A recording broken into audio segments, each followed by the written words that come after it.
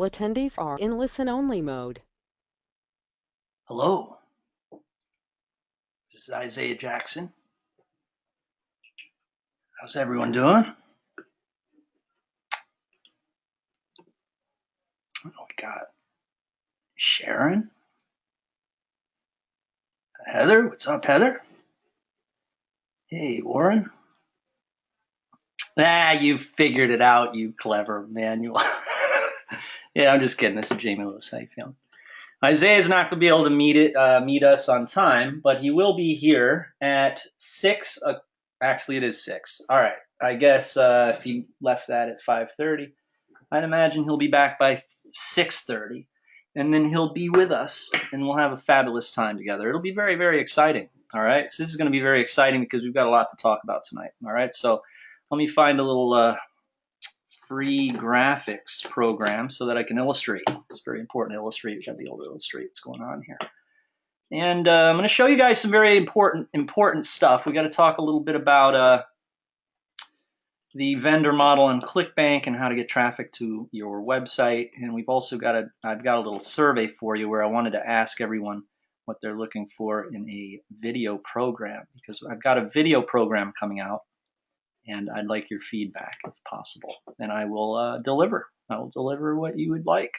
All right. If you'd like clip art images and included in there, if that's important to you, I'm going to jot that down on my list, that type of thing.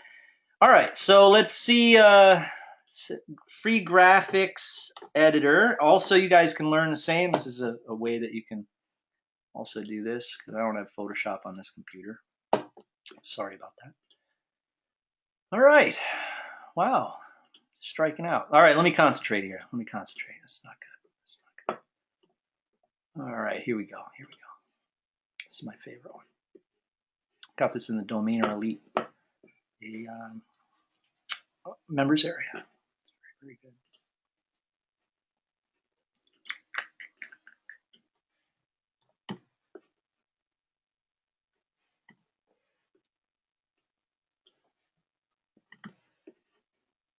All right.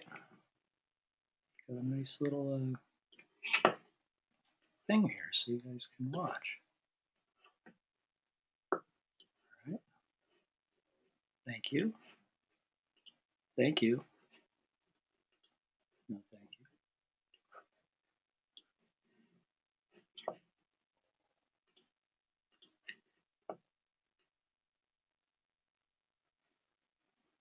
That's very exciting. That's very exciting. 1 second. 1 second.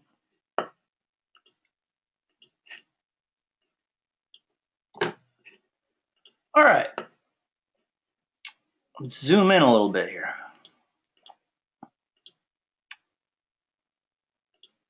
Nice. What do you guys think?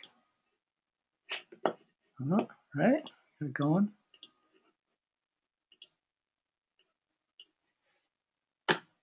Kind of like Photoshop, not really.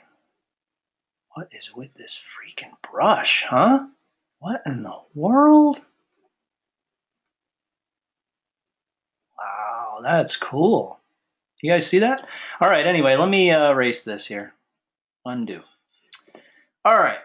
I could get a real brush. That'd be great. Thank you. All right, that'll work. That'll work. Yeah, there we go. There we go. Yeah. All right. Thank you. All right, guys. So I want to try to simplify this for you so there's no information overload symptoms from my webinars. I always make sure when I do a webinar that you do not suffer from information overload. All right, I'm going to make this real simple. All right, you got 50% is technical. All right.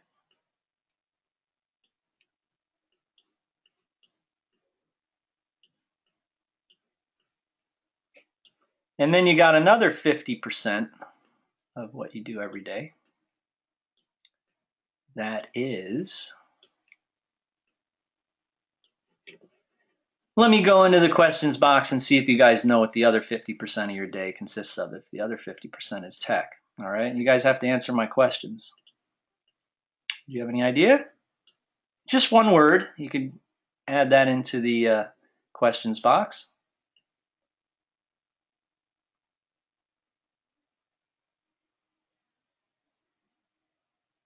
All right. I'd say agree with everyone, although everyone is just saying all sorts of different things. I do agree with everyone else, though. But Steve said the creative, all right, and that's what I was going to say, was creative. But then a couple other people said research, strategy, driving traffic, mechanical, motivation, physical, social, delegating, effort, funnel, routine, action, self-improvement. All right, all this stuff, like when I see motivation and self-improvement, God, I wish you guys didn't need any of that. You know, I mean, that's really what I think of that stuff. No, I mean, that other 50% is creative. You coming up with little clever little campaigns, and you know, campaign is kind of like an umbrella term for like a whole bunch of different clever actions that make up one little session or one little product. You know what I mean?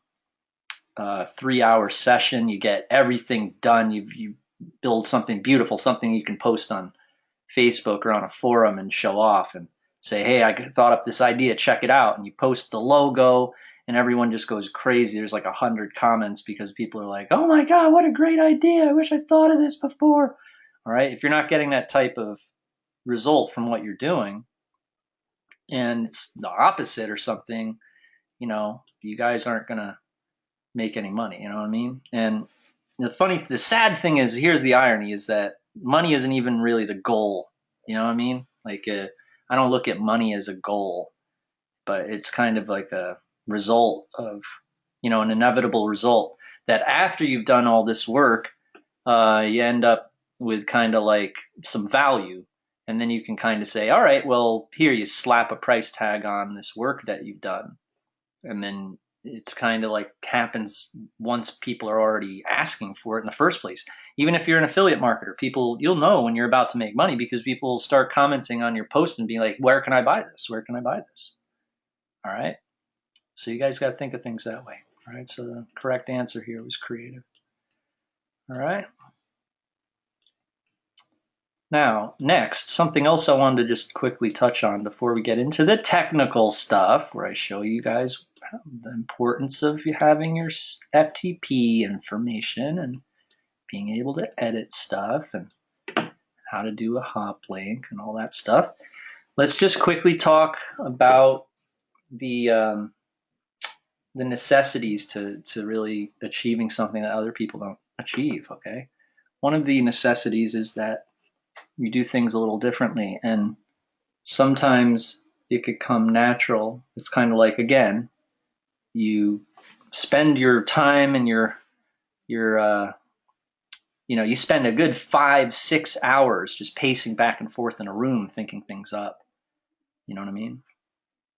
That's like when people come out of jail, they write these amazing books and become motivational speakers because it was a place for them to think, and they were able to become creative. There's no way to be technical in there. All right. I'm not talking from experience, of course, but you know, it's an example. Same thing can happen, like if you're locked in a, if you're a prisoner of war and you're in a pit for 4 years. All right, you're not going to be able to really, do much. So you're thinking of stuff, and then when you get out, you know how to do amazing things. All right, so look, guys, here we go. All right, once you start to do these strategies that I'm about to tell you how to do, then you got to understand the differences between them. All right. Number one. All right. This is the first, and there's a few. Okay. I'm going to just quickly illustrate this here.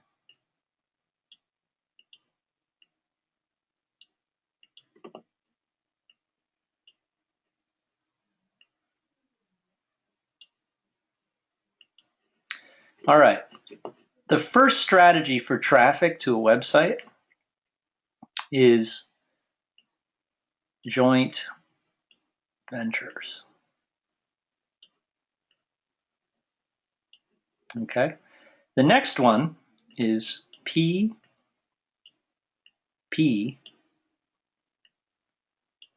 not PP, PPC. Next one is YouTube. The next one is classifieds. The next one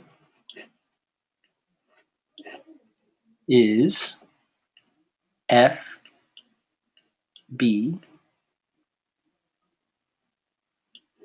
And then the next one are miscellaneous.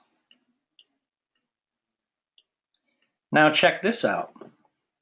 All of these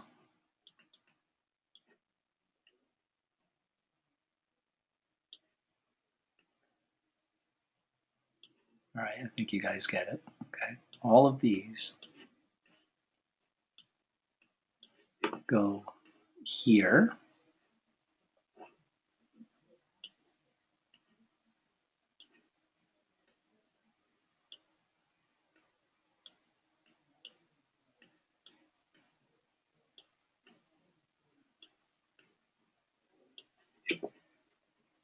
And then you have yourself an opt-in box. Okay. It says name. What's your name? Okay. This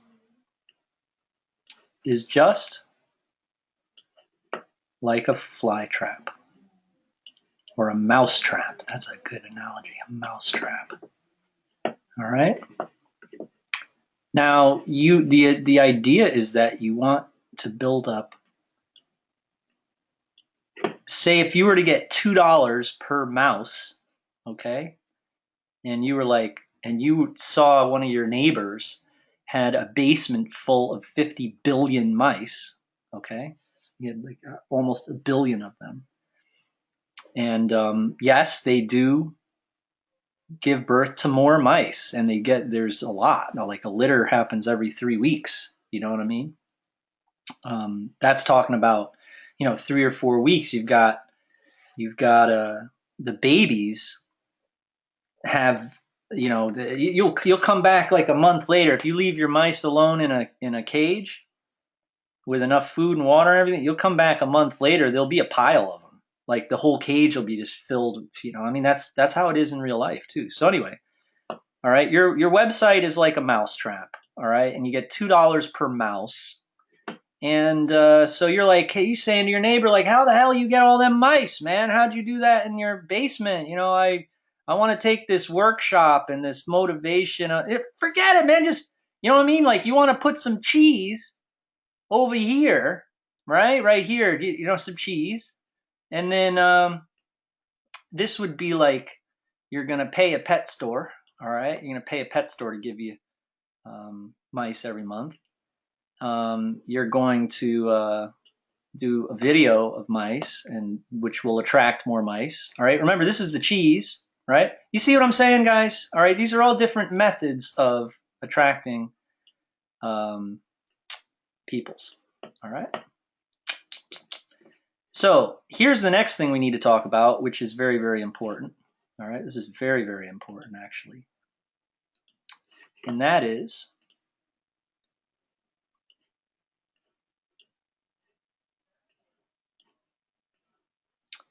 that your mice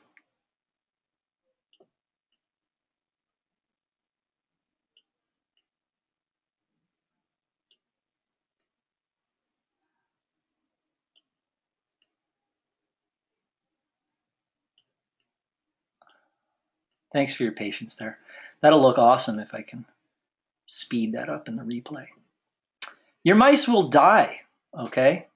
That's what's very sad, okay? So regardless of, let me speak English for a second, all right? All right. as much as we do things for you, and you guys know that we are like freaking full service here. I mean, if you guys reach out to us and you say, "Hey, will you do this for me?" This, that.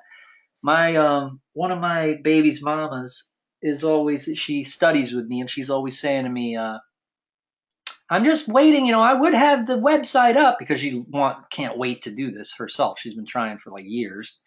And one of the things that's kept her from doing it for years, even though she knows me real well, is that she relies on Fiverr to upload something to that. She doesn't know how to do name servers.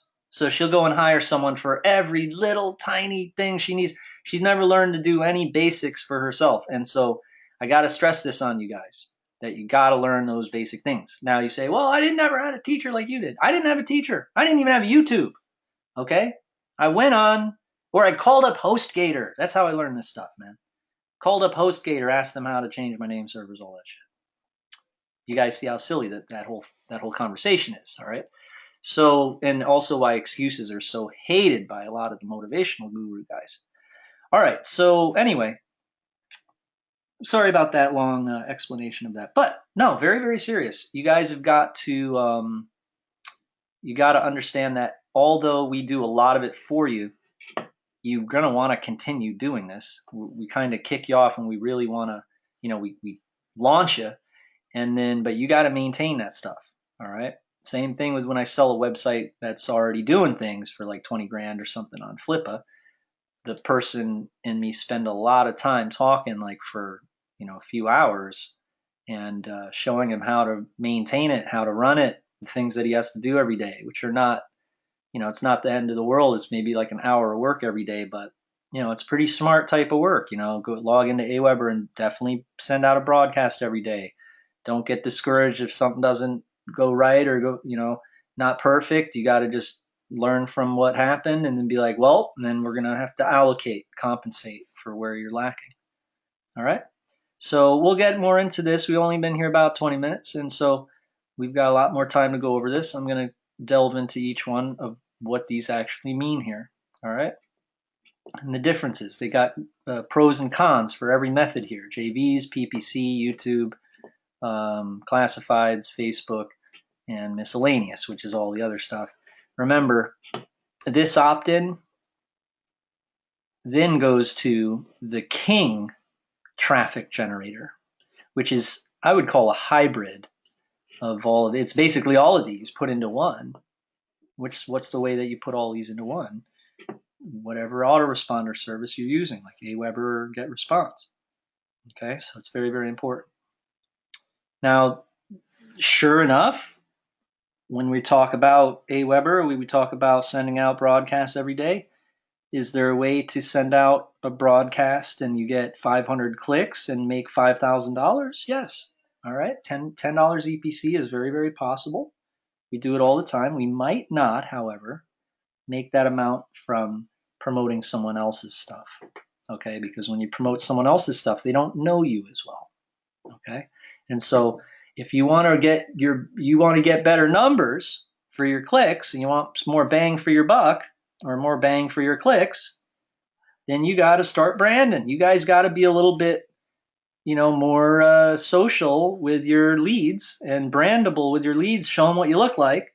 You'll get a higher EPC if there's a face to what you're doing. I know a lot of people want to keep their name out of this business for whatever reason. They're already working. They don't want their employer to see them teaching on YouTube or something like that. I understand that, but you're talking the difference between $1, $2 EPC versus the $10 EPC, or you being able to do bigger things if you use your real name and you be honest. It's good to be an honest person. And you don't need to be scared. Fear is just really driven in. You got to understand there's a huge concentration of fear driving. All right, the media and everything. Oh my gosh, you wouldn't believe how much phony fear they drive into people. All right, trying to keep you down. All right, no fear. You got nothing to lose. Trust me. Take it from me. All right, you got nothing to lose, man. I've seen it. Just you got to follow the rules. You can't be stupid. Maybe you do have something to lose if you're not paying me any attention or something. You might not have memorized the rules yet. But yeah, that's all I wanted to tell you. It's, there's a lot more to it than just the technical stuff. You gotta, and remember, in order to be able to be, creative with stuff, those are the foundational basics. All right. So we got the foundational basics out of the way. Depending on what I see in the questions box, if we can keep it real, we can graduate from that. That'd be great. You guys hit me up the questions box. You'd be like, you know what? Hey, man, um, how do I get that really good looking, uh, that page that you did? It's like, this would be a great question. Someone were like, hey, how'd you do beats365.com, Jamie? Did you do that in Optimize Press, or that would be a good question. We're like, hey, what how long did it take you to do that music video? Or, something like that would be a great, advanced question. That's the type of question I would get from like another guru guy. All right. All right. So where were we? All right, JVs. The way you do JVs is the same way that a Cornell graduate would do it. All right. They're going to get out of college. They're going to be very spoiled and bratty. They had a rich daddy. That rhymes. And they're going to all of a sudden start attacking aggressively other business people in the space. They'd be like, hey, I just graduated from Cornell. Let's do business. How you doing? Can I call you? And the person's be like, no. And they'd be like, I'm calling you anyway. That's the way a Cornell graduate, I always use that school as an example because I had the most annoying affiliate manager who had graduated from Cornell. And therefore he was the most aggressive, annoying, just calling everyone at 2 a.m. But he did great. He got us tons and tons and tons and tons and tons of sales, hundreds of JVs. He tried to keep all of them from me. But I said, enough is enough. I've been doing this 2 years. I still haven't met my guys, my distributors. And he knew that if I went and found my own distributors, he would have been obsolete. So I went to Vegas. I met all of them, and they liked me better than him. I took them from him, and then he got mad. But we made up later on. He did very well, so we're friends now. All right, so JVs are very important. It's like that. All right, JVs is like,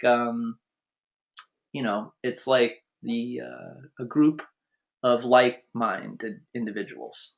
All right, people who are equal to yourself, same as in wrestling or, well, maybe not like wrestling. Why the hell did I use that example? Yeah, sports players. That's a good example. Very good example. That would be good. I guess teams. I guess no, not really. Maybe like boxing or boxing. I guess that's a good one because then it would be like that's the the lightweight, featherweight, lightweight, welterweight, heavyweight. That type of thing. I'm not really an expert with boxing, but I'm an expert with marketing. So thank you. So anyway, yeah, it's like that. All right, JVs is like you go with your weight class, and you're gonna have a lot in, and it's great because all those guys, just like the boxers, they have a resume, right? They have belts. You got the heavyweight belt. One guy won the championship. Champion of the world, and there's hundreds of boxers, right? Some people are hot right now. Some people are washed up and old. All right. Same thing with this, man. And every industry is just like that. Wall Street is basically a whole bunch of bankers, guys who own banks. Yes. Even the little guy, the little 22-year-old trader, he's very ego-like in his head because he feels like he owns a bank. He basically does. All right. That's what they do. All right. And then you get a whole bunch of people just dump a whole bunch of money in your account, and, like 100, 200, 500 million dollars. And then you just sit on all these people's monies. All right. This is not a banking. I'm not a banker. I don't know what I'm talking about, but it's the same thing with every industry. All right. JVs are like that. And so you want to, first of all, remember, stick with your class and your weight class, right? So you're going to reach out and touch somebody. All right. Now, I've seen how people fail with this. They're just very, very pussycat like, they're scared, they have no confidence, and the person don't want to they don't want to meet them. It's so funny. It's the funniest thing because when you're in the room with all the top JVs, right? When you're in the room with all the top guys on JVZoo, or on ClickBank or whatever, at the ClickBank party, you're just all mingling. The music's down pretty low, and everyone's just standing there, kind of, and you can just hear all this talking. All right, it's just a dinner party setting. It's always a lot of dinner party. I'll tell you about the dinner party. Now, people walk up to you, and you walk up to people. You got your drink, and you're like, "Hey, how you doing?" And the person will start talking to you, and so, what do you do? And he'll be like, "I do this." Oh my God! Right? And so it's amazing. It's like you're in this room with all these awesome people, right? Then you buy a ticket to where you learn or whatever, like at the Affiliate Summit or whatever. You buy a ticket to go watch someone speak. Now you're in a room with all these people who are sitting there writing things, and they have earphones on and stuff. Try talking to some of those people. All right. Ugh, terrible, awful. It's because it would be like if you were in a room with all the other boxers, right? And you all talking shop, you're able to talk shop. You're like, yeah, man, be like, oh, I saw that fight, man. That was amazing. Yeah, I got my weight back, whatever. They talk, the way they talk, right? They're speaking the same language. And then if the one boxer, the champion, were to go and hang out with, then go to an amateur thing, yeah, he's going to have a good heart, but it can be kind of draining, guys. You know what I mean? Getting real draining, especially when people aren't, people can be really sweethearts, like normal amateurs and stuff, especially if they dig what you do, right? But where it gets draining is like where people, and it just sometimes it'd be like one person, they stalk you, and you gotta, it ends up in an argument. You know what I mean? Because you're leaving the hotel and they're like, oh, can we come with you? Can we come with you to where you're going? You're like, nah, it's just from, me and my partners and stuff. They're like, oh, what? And I had this one guy who bought a site from me on Flippa. He said he'd always lie. He did it twice, 2 trips to Affiliate Summit. One of them, he said, no, well, we got invited to that party. We're going anyway. I was like, really? And then it's kind of hard to tell him, and then the girl I was with, she was like, yeah, come with us. And then I was like, oh my God. Because then I couldn't argue. Then I'd be arguing with the girl if I said no. So just stay with people who are on your level. Because if you hang with people who are below your level, you'll go bankrupt because they're just, if they're below your level, they'll pull you down. If they're above your level, they'll pull you up with them. All right.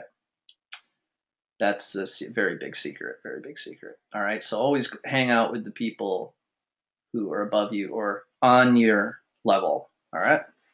So yeah, the cool thing about the guy who graduated Cornell with the JVs is that he will be able to, has so much energy. 20 or 30 of them reply back. He sends out emails to all these guys on ClickBank and on Google, by searching in the search terms. And all these people reply back. And you'd be like, hey, man, what's up? Let's do this. And they're like, what are you talking about, man? You'd be like, dude, we're going to do huge business. Here's my offer. Send them your website. And be like, we're going to do huge business together, man. Yo, can I call you up? Blah, blah, blah. Be that annoying, aggressive Cornell guy. So yes, you can get 100% of them to do business with. That's what my guy did. 100% of everyone you contact was somehow going to end up doing business with us. That's how he was. He was a monster, all right? Just very confident, overconfident, and over-aggressive. Had no value to himself at all except that, all right? Yeah, 100% everyone replied back and did business and sent traffic for free. I mean, come on, guys. That's why I put it number 1. That's the best, all right? That's the best way to do business, when you have your own website. And if you guys need any swipes at all, me and Vinny have the swipes for contacting JVs. And the thing is we want you guys to be able to jump in and have those relationships with those peoples. All right. If you guys need to be pushed, shown in a certain direction, like, hey, which category can I get the best JVs, or what gravity should they have? I would say, get the ones that have it depends, but 5, 10 gravity or something. If you contact someone with 60 gravity, they're probably not going to talk to you if you don't have a list. Some people on here might have lists already, though. But if you guys are just starting out and you've never done this before, then with the JVs, I would just recommend it because it is free traffic and it's very powerful. That's how all the big guys got their, they put their first product on ClickBank. You don't just rely on the marketplace at all. In fact, it really doesn't. A lot of nowadays, nothing comes from the marketplace. It all comes from, having it kicked off. You know what I'm saying? Making the right friends. All right. So that's the JVs is cool. PPC, honestly, I use it for either the regular type of AdWords I use for testing, Bing ads as well. I use for small testing purposes, like 500 clicks or something like that. Although with the more smaller niches, you can keep them on constantly. With the bigger niches, I recommend that if you do a big campaign and you've blown your reach, then and you might see a ROI drop, then turn it off immediately if you see the ROI drop and recalculate. All right. ROI is return on investment, if you didn't know that.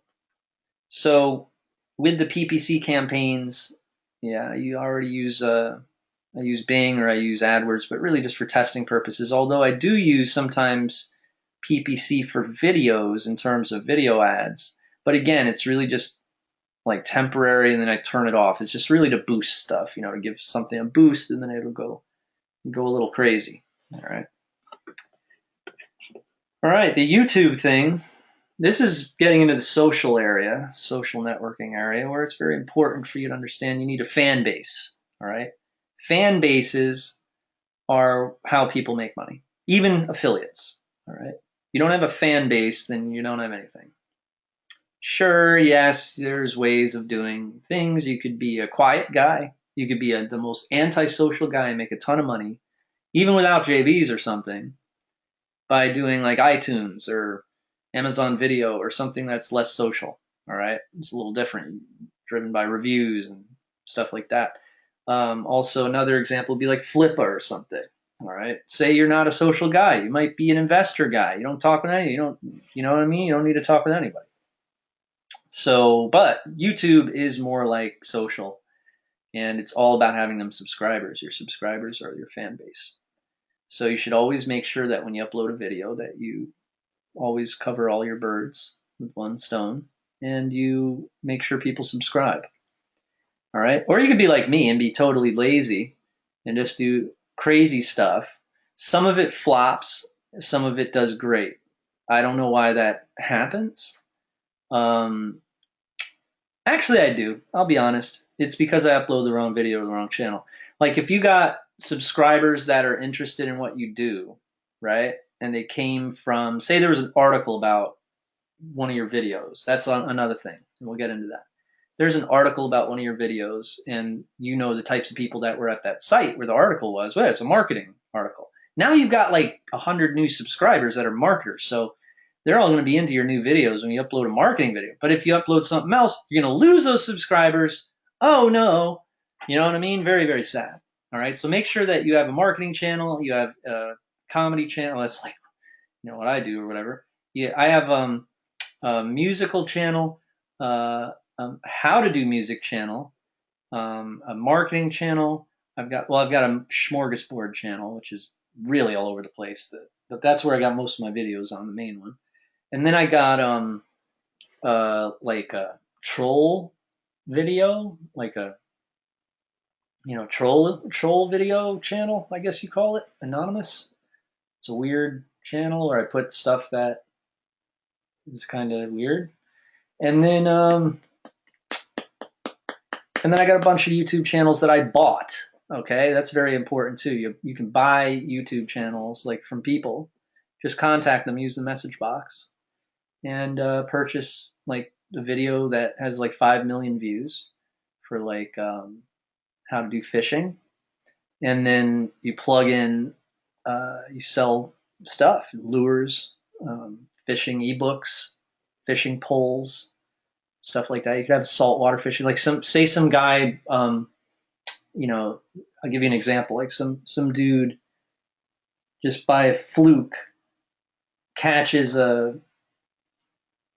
freaking barracuda or something. It's like 10 feet long, right? Now, this guy has never done no YouTube at all before, but his son got it on video. Now, this guy posts it to YouTube. He's like, oh my God. He's like 68 years old or 58 years old or something. And it was an amazing video. It gets 7 million views. Now, this guy ain't really getting paid from that YouTube stuff. Maybe like $30 or something. Like he's like, wow, I actually made $30, right? He's got no other videos. It was just a fluke, right?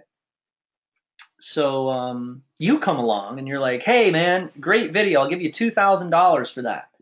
And he's like, really? All right, well, yeah, all right, here you go. And he sells it to you. And then you put on your links, and then boom, you're making $200 a day, or $300 a day for the rest of your life from spending $2,000. You guys got to be smart about these things. You know what I mean? But if you just sit there and think that, talking with my, my baby's mama, bless her soul. Oh my gosh, poor girl. She has been trying to do this thing for like 7 years. She just don't get it. I mean, she does get it. That's the thing. She's very smart. But here's the thing. All right. She watches that law of attraction stuff. I really think that's the problem. I really have seen this firsthand, guys. She listens to these old guys. They're 70 years old. And oh my God. They must really think we're all a bunch of idiots. Because I'll tell you this. You know that they talk about this thing where it's like you manifest, you imagine it, and it'll come true. Like you want to be able to imagine that you have $60 million in your bank account and it'll come true. All right, cool. But you know how that can get taken? Maybe what the old guy was talking about. Look, I mean, I'll say things like that too, but I would hope that you guys would understand that's not the only thing you do. You know what I mean? Like it's not like you're going to think of it and it's going to happen. Like the Jim Carrey thing. All right. It's really not even like worth mentioning because then someone could just think that's the entire way to do this. It's not. I would say it's more of like a little exercise you could do if you're having a bad day, like something like that. But it's not the whole enchilada. Maybe like 0.1% or something. So I don't know why there's all these videos about it. All right, so next, classifieds. That's how I made a lot of my money when I first started out. There was no YouTube, there was no Facebook, so I used Craigslist. Craigslist has gotten much harder to use for, especially the last couple of years, than Facebook and YouTube. But now we have Facebook and YouTube, so you can see why 90% of ClickBank sales come from affiliates on YouTube nowadays is because YouTube is freaking awesome. And Craigslist, ClickBank wasn't ever really into people promoting on Craigslist anyway. Craigslist was kind of like a taboo type of place to do it. But if you wanted to do a Craigslist launch, how you see us do that in the videos and stuff, when we travel to people's houses and click buttons, and all this cash comes, like $1,800 in cash. That money is really from like 24 hours of full-time work. Because when you launch on Craigslist, you're basically launching an ad campaign that stays up for 2 hours and then gets flagged down because no one's allowed to post on there. You see what I'm saying? So you're the only one posting on there. It's got to be perfect. You have this window. The ads have got to be different. You really have to work really hard on it. But if you're in a jam, you can use it. There's a lot of other cool business models that you can do the right way on Craigslist, like for instance the arbitrage, but that's an entirely different area of work. The headhunting where you work as a headhunter, and you're basically just working for a living unless you outsource it and you're a good business person. There's also the different categories. Like it might not all be about the computer gigs category where you sell BizOp products. You might be promoting personal stuff in the personals section, like how to get more ladies, how to get more girls, and then of course there's a whole bunch of really, I would call them scammers, because they're I've gone on there to get girls. All right, I'm not gonna lie. So you go on there and you say, hey, I'm a good looking skinny guy in Connecticut, and holy crap, the next thing you know, you got all these things flying in your inbox, right? And they're all these little pink letters, little pink words, hi there, cutie, just make sure to email me back at this email, right? Every one of those freaking things is a scammer. It's like someone in Pakistan who's wanting you to, you're going to email them, then they're going to tell you to verify and sign up because they don't want to get, a crazy guy. And then they're going to say, just verify at this site. And they do it like crazy. There's so much money to be made doing that. I wouldn't recommend for you guys to do that because it's very scammy. And those are disgusting people. I mean, if I could find those people, they broke my heart a couple times. I was very upset. So if I found them, I'd probably beat them with a hammer. But that's definitely the real life, guys. I mean, there really are. There's people in Pakistan that go on the personals area of Craigslist and they say, hey, I really like you or whatever. And if you would just go here, and they're an affiliate marketer of one of the Verify websites, I think. I don't know. I've never done that before, but all right. So anyway, next up is Facebook. Now, Facebook is huge nowadays, and it's really, all the money is coming really from, everything is just Facebook nowadays. It's really a great, of course, look, these are the things that I use. All right, I'm not touching on Instagram. I don't have an Instagram account. Maybe I should. In the future, maybe I will. But I only have a Facebook and YouTube, and there's all these sites that come out. Don't try to learn everything. All right, just use the basics. These are the ones that I promise you're gonna need. I only use the basics, and I only use them because I don't want to spread myself thin. I want to concentrate power into certain areas. But you have to understand this some of these like PPC, okay, classifieds. How are these PPC and classifieds different than Facebook, YouTube? Okay, that's a very, very good question. And the answer is that with PPC and classifieds, they are the eye of the pyramid in a way. There's no way to promote PPC. Okay, you don't promote PPC. The only purpose of PPC is to send traffic. There's like with Facebook and YouTube, it's different, guys. Okay, because sure, Facebook and YouTube, you could send traffic, but you also send traffic at those. Okay, that's what people don't understand. If you got a Facebook group or you got a Facebook fan page or just a personal Facebook, whatever you got, you're going to send traffic at that, man. You're not going to just start up a Facebook and it's going to be, sure, you're going to be social. You can just keep posting comment and people will see it. But you know what? The big Facebook pages where they probably they're doing some heavy promotion on the back end that you didn't see. Like, they started up their fan page and they did a press release, and they do the things that record labels do when they have a new artist. They have major distribution. So you got to think of it that way. You're not going to just, I'm just going to grow this thing from, you know what I mean? Forget that, man. Send some traffic. All right. Send some traffic at your YouTube video or at your Facebook. Don't play around. Okay. If it's not working though, you got to reassess. You got to be like, well, that traffic sucked. If you spend $500 and you get, 20,000 clicks and no subscribers or something, it was a waste of $500. Who cares about the 20,000 views? If you didn't get any subscribers, it got to be real traffic. All right. And here's another little footnote. All right. You guys would be surprised what I am able to do with my small accounts. All right. On my marketing channel. All right. On the marketing channel, we're talking like videos that have 500 views, 2,000 views, whatever. Right. A lot of the videos are like that.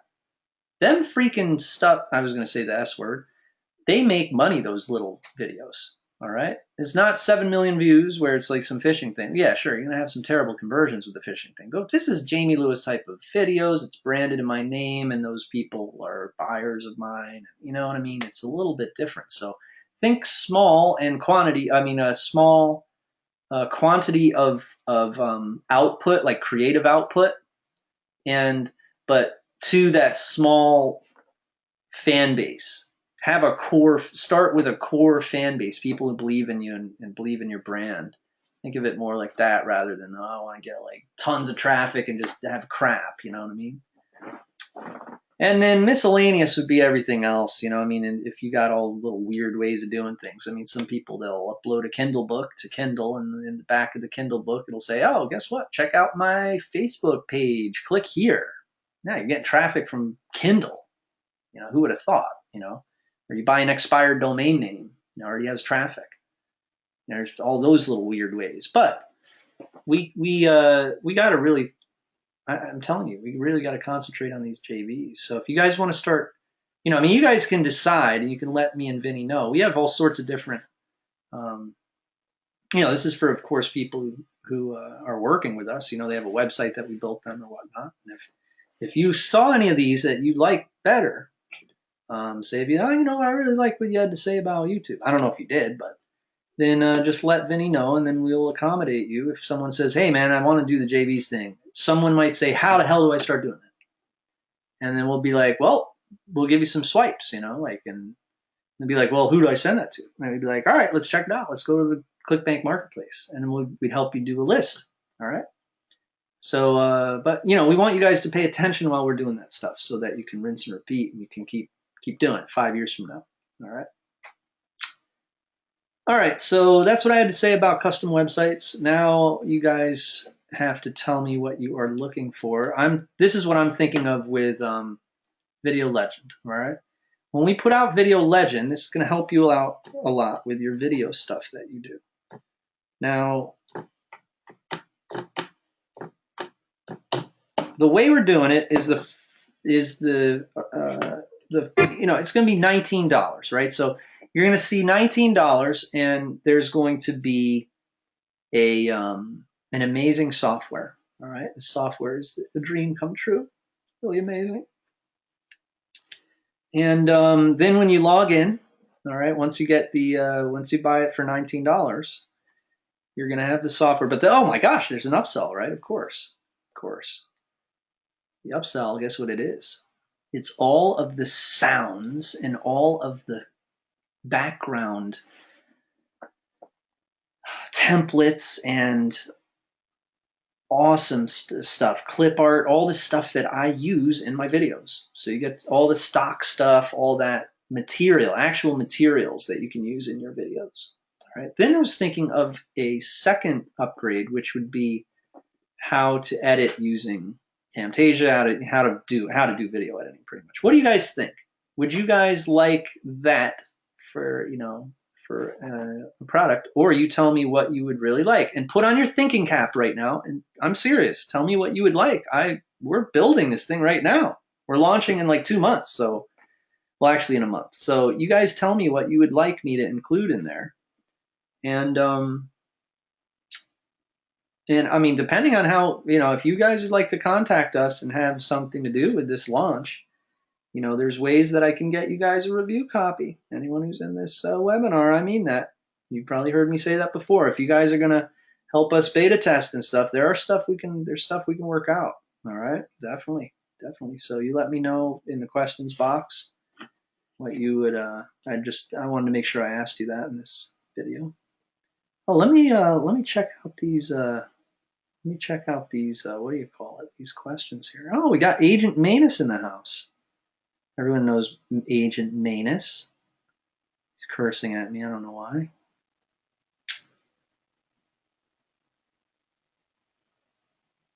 I don't know why you're cursing at me, Agent Manus. I think that I don't think I said anything offensive about you, Agent Manus. You're a good friend. But yeah, I'll bring you on in a second, Agent Manus. Relax yourself. I'll unmute you in a second. I just want to try to figure out what you guys. All right, this is good. Starting to get some. Yeah, exactly, Steve Love. Yeah, it's going to be very, very good stuff. Yeah. All right, so you need swipes. All right, good. So you guys are speaking my language. Larry Sontag says he wants swipes. What about solo ads? Oh, snap. Well, solo ads are kind of like JVs, but they're paid JVs, man. You see what I'm saying? And so, of course, that Isaiah would be into that because he's a wise man and he doesn't want to, Isaiah's personality. He don't like to put up with bullshit.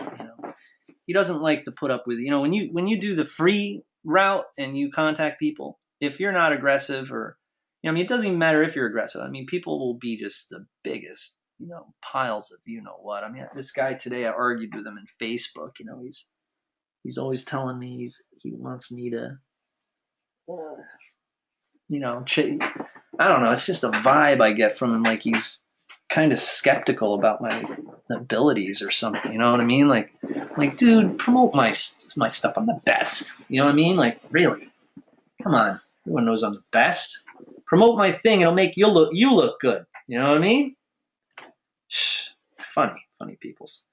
All right. So anyway, yeah. So that's what I'm saying. If you get solo ads, you're buying it. And then the person's working for you, sending traffic, and it's a little bit different. But with JVs, the idea is that with the free JVs, the idea is you contact them and you say, hey, man, let's do a lot of business together. And then you set up a schedule where you're like, all right, on Friday, I'll promote you, you promote me. And you do that with 20 people. Half of them promote you first. You got a list. Now you promote the other half. The other half starts to get a little mad, but then you promote them. And then you promote the other. They promote you back. Oh, my God, everyone's promoting each other. Oh, my God. It's very exciting. All right. So glad that you guys are into these. Are great questions. You guys are the bomb. Yeah, sure, Dapo. I will make sure I make the replay of day 1 and day 2. Where do you go in the ClickBank Marketplace to find JVs to partner with? It's a good way to find them because then you find the site and then you contact them through the contact us on the site, or you look it up in Whois. You can also go on Facebook. You can go into the launch. There's tons of groups and stuff. If I was going to do, with Video Ledger, for instance, we're right now, it's kind of like we're putting our brand up on the boards and in the groups, talking about our brand, man, pimping out the brand. And that's where we're at right now, a month from the launch. But this is a little different than what you guys are doing, man. You know what I mean? This is like a launch of of a product, and it's not only a product, but there's a service. There's multiple services, and there's also every one of these products like Domainer Elite. I mean, they go back years and years of development for them, and then they continue. They go on and on. Big development. Yeah, so I like your questions, guys. You're very, very smart peoples. This is very, very smart.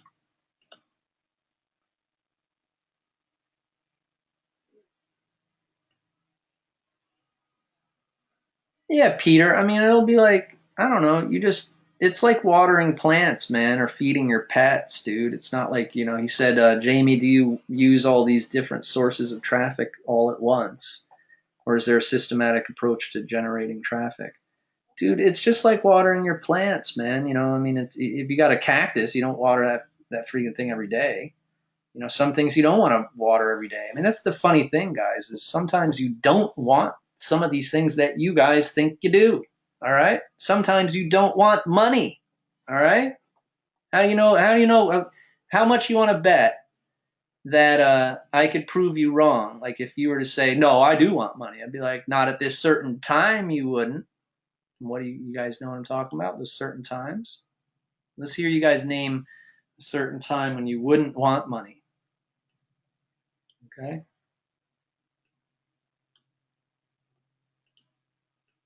No. Okay, Steve, that was pretty good. That was a pretty good answer. When I'm dead, Steve said. I could hear you. No, what I mean more about is like while you're alive, okay? And, someone else, Sam, here said creative time. No, because sure, I'll take money then. But what I'm talking about is a time when you making money would get you in trouble or make you, and, it would not be, it would be like why did I have to get paid now?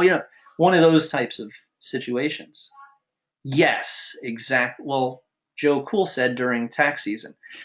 I was going to say November and December. If you have the smarts, you'll log into ClickBank or into ClickSure or wherever you get paid, and you'll make your threshold over 100 or 200,000 so that they don't send you that $40,000 or $50,000 check in 2015. You see what I'm saying? They're going to send it to you, after January. You change that threshold, and then now they send you the check, and then you got 12 months to pay the taxes on that. Okay? Very, very, very clever. You guys have got to become more clever. All right. No, I don't know. I think maybe, Joe Cool is very clever. And then here's another one. You might be 50-50 partners with a lazy asshole. All right? Now, you got stuff going on the side. Now, and then you got a JV guy, a big power super affiliate. You got Kelly Felix emails you or something, and says, what's up, man? I owe you a mailing, man. Let me send like 4,000 clicks, Which product do you want me to send? Oh, actually, Jamie, I just actually sent out an email. I sent it to the one that you have the 50-50 partner. No, oh no. You see what I'm saying, guys? You guys don't know what it's like, to be in the Illuminati. I'm trying to explain. All right. It's not what you think. Not, money is never the goal. All right. Do not, it's like, do not pay me. You know what I mean? It's like that. People pay you to enslave you. That's what they do. All right. They want ownership. It's like that type of thing. All right. I don't know what I'm talking about anymore. Anyway, so yeah, thanks guys for the, thanks. How do we get into that whole thing? Someone had asked, was it about JVs or something like that? Solo ads, we were talking about that. Someone said talk about JVs. All right, Larry. So, bro, hit up Vinny right now. Be like, hey, man, I'm on the webinar with Jamie, and he's talking about swipes for contacting JVs. Do you got that? And let's test Vinny together. See if he has those swipes. No, that's not nice. Me doing that to Vinny, that's not nice. I did not give him a heads up either. He's going to be like, what the hell's with it? He'll probably hit me up in here because he won't be able to find them or something, but we'll get them for you. You guys will like our swipes too. I got a ton of them. I've got and a lot of them are really simple. That's the funny thing is, that's another misconception is people send all these complicated, Dear Jamie, I am a this and that. And I have this, and it's like, oh my God. Like you see that right away. You're like, you don't even read it. But then someone's like, yo, bro, what's going on, man? Yo, we need to do this. Like that. Hit me back. Like, and I'm going to hit that guy back because I'm going to be like, he knows me or something. You know what I mean? You guys have got to be clever, man. You got to be crafty. All right. If you ain't crafty, you're just it's kind of like, it's kind of like you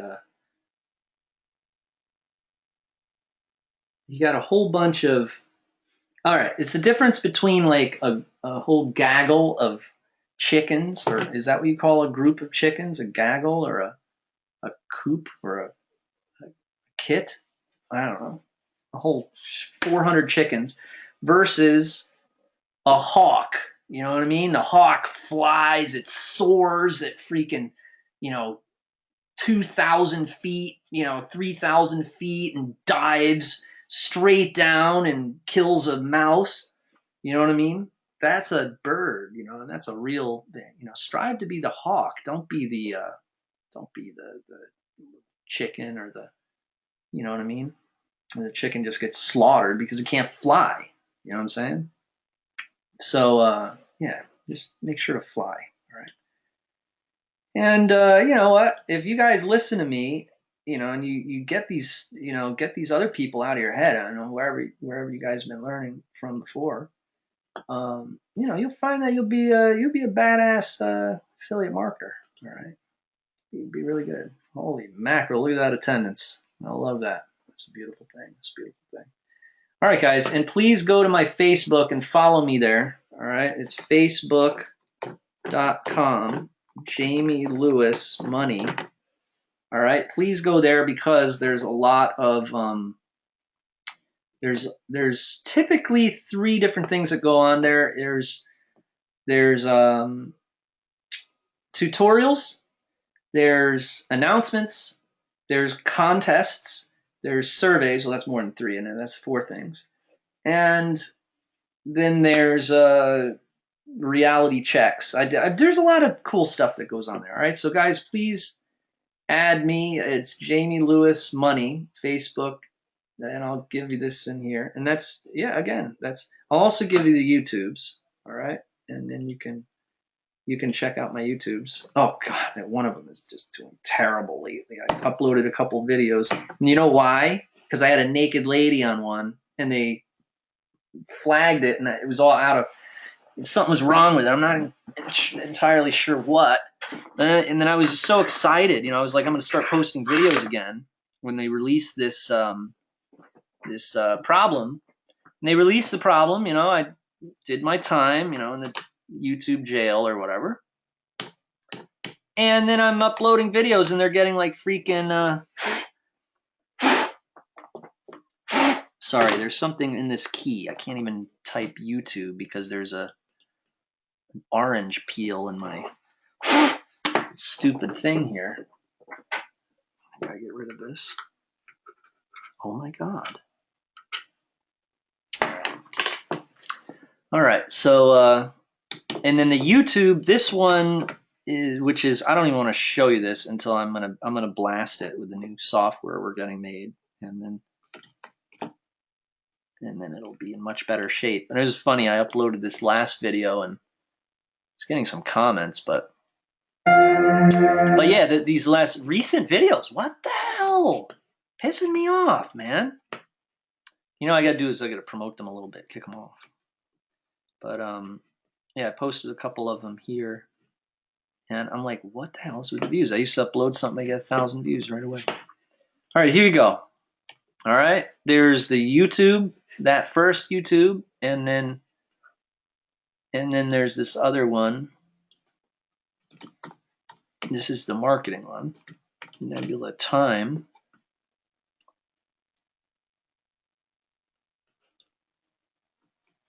Same problems. You know what that is that's neglect. Killing it on Facebook, though, with the videos. The views are much better on Facebook than they are on my YouTube. I guess that's just because I do more just actual videos to Facebook than that. But it's great. My stuff, I sold some Life Straws the other day with a video where people were asking, where can I buy a Life Straw? And so I added the link. All right. And I'll show you an example of the link. There it was. There it was.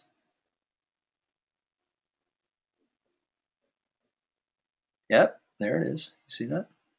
Getalifestraw.net. Okay.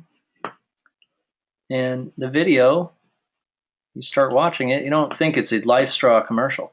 So you got to be slick. You got to be slick like that. All right. It was actually a fluke. I did the video just for my own purpose or whatever, and then thought I should monetize the shit. All right, so yeah. All right, I'm bringing on Agent Manus. Agent Manus, how you doing? You're on. How you feeling? He muted himself. He doesn't want to talk. All right. What's up? We got Isaiah in the house. Hi. Isaiah. Hi, Jamie. Hi, Agent Manus. How you doing? I'm okay. How are you? I'm good.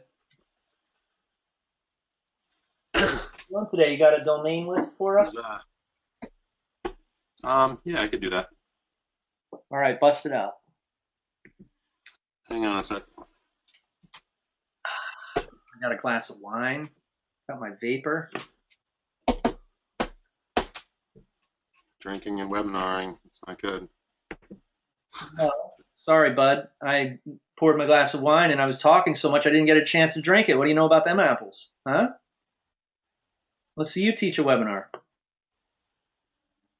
You and your 40 cents of earnings. I hope you let me do that at some point. All right, you got to get your up first. People want to learn from people who actually make money. You know what I mean? Oh no! All right, so what's up, Manus? Drop the bomb.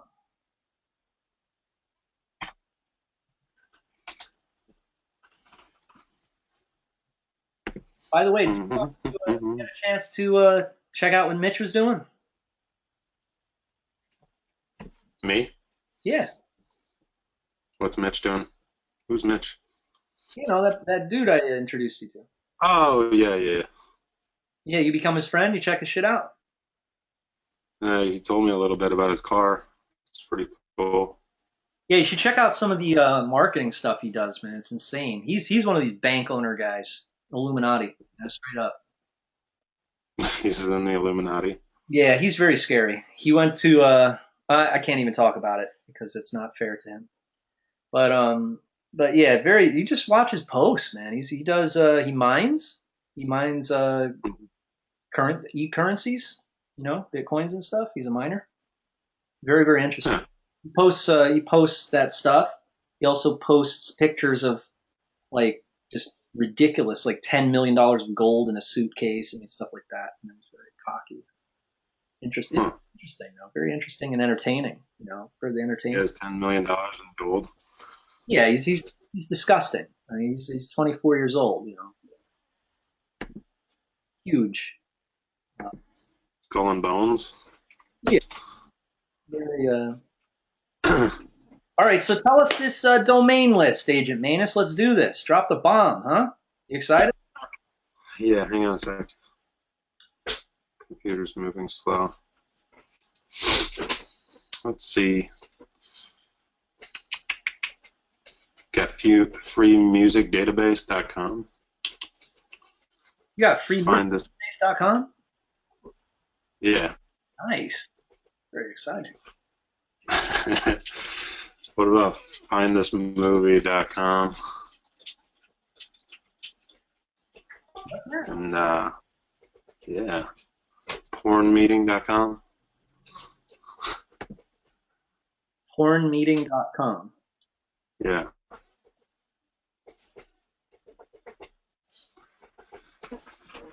Oh. Yeah, my computer was giving me some trouble this afternoon. Ooh.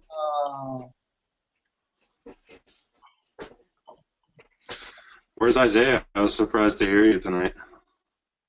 Isaiah is he's taking care of some very very important business. All right, he's investing in something that none of us have the balls to invest in. All right, he's hardcore. That none of us have the balls to invest in. Nope. All right, so what's that? You don't got any more domains? What happened? We got pornmeeting.com, free music. Nah, dude. Got doggypotty.com.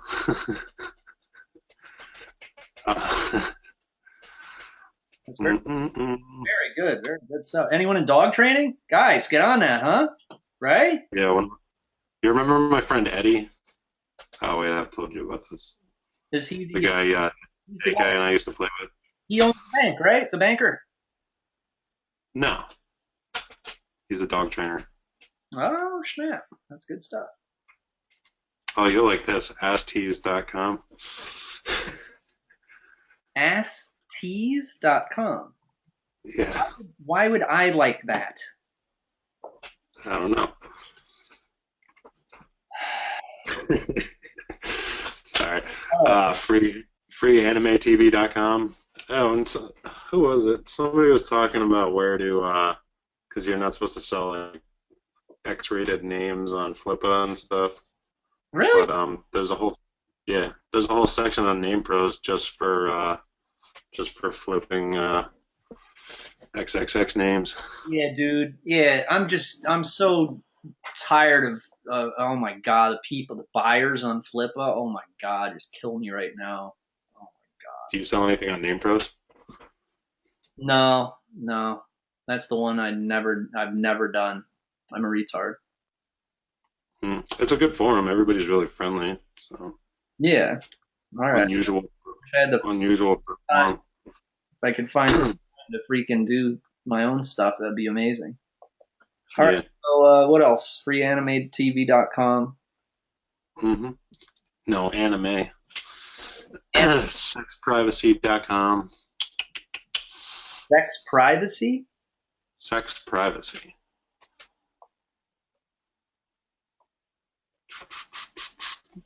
Can you see my screen? I'm writing these. Not your screen, but I'm cool. adding an extra feature to the webinar. Nice. Ooh, I like that. Staircasebunkbed.com. Oh, I like staircase bunk beds. Slumber party. Yeah, I had bunk beds when I was a kid. No, I meant for adults. Oh, yeah. All right, so yeah, we got staircasebunkbeds.com. I can build you a bunk bed next time I come up. Yeah, a triple decker one. Yeah. One for you and one for each of your wives. A treehouse bunk bed. Oh, hey, here's one of my wives here. Hello, how are you? Saying hello to the webinar. Hello, everyone. All right, she'll come and she'll come and visit and hang out with us. Hello. All right, so what else you got? Staircasebunkbeds.com. Writingyourmind.com. Writing, like riding a bike, or writing with a pen? Writing with a pen, your mind. Writingyourmind.com. What the hell does that mean? I don't know. You know, you could do an article site or something. Blog site. I don't like that one. All right, so what else? What about cookandfamily.com? Cook family? Cook and family. Cook and family? Yeah. I don't know. There you go. I don't know about that either. I'll tell you the ones I do like, though. I like Porn Meeting, Free Music Database, Doggy Potty. Those are the ones that are really good. This one's could make money, but on a very small scale. It is an actual thing, and you probably sell 2 of them a year or something, right? Don't you think? Mm-hmm. And then I thought about building my own furniture here and there. Yeah. You know those the hidden gun cabinet things, like the wall shelves or whatever? Have you seen those kicking around? Yeah, and that people spend a lot of money for that, huh? Yeah, I was thinking about making coffee tables with my own spin on like hidden weapons compartments with like a key fob like for your car that like opens it up like lightning fast. So it's basically like a safe too, and you could bolt it to your floor so nobody can run off with it. And it's like wood on the surface, but like steel under the wood, so people can't really get in there. Yeah, I like that, man. I like hidden things, hidden compartments. I wish I could tell you about some of them, but I don't want anyone to know where they are. And also, I have friends who have them too. I don't want to endanger my friends either. But I would love to tell you about some of them. But don't. So what else you got? Cook and family, and then you got Topbestgadgets.com. Top Desk Gadgets. Top Best, yes. All right. PrivateFamilyPractice.com.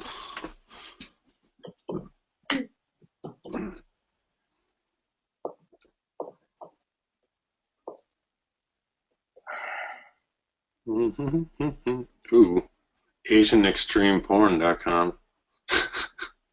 Really? Come on, I know you want to buy that.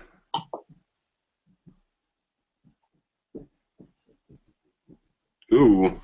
Oh, I think I misspelled this. That's not. Oh, wait a second here. What's going on here? Yeah, it's like that. That's right.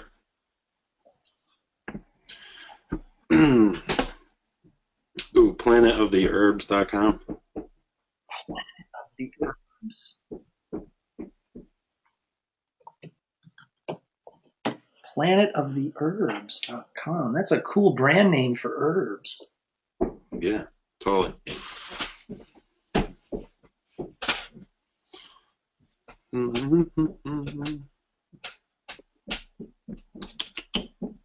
Next. Oh my god, they're doing like carpentry downstairs. It's driving me nuts. All right, what's taking you so long in between names? So I'm going through the list and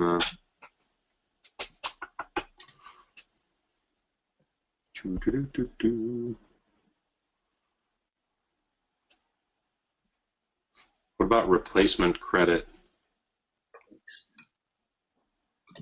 Oh my God, that replacement credit. What is that? That might be good. Yeah. I'm not sure what it is, but if that's an actual thing, oh my God. I'm not What are sure. you looking at? What is that? Replacement. I don't know. There's a reason why someone bought that, and I would really look into that. You could just, that might be an expired domain with traffic that is credit traffic. I want to way back it. Send it redirect it to a freaking credit offer or something. Oh, hell yeah.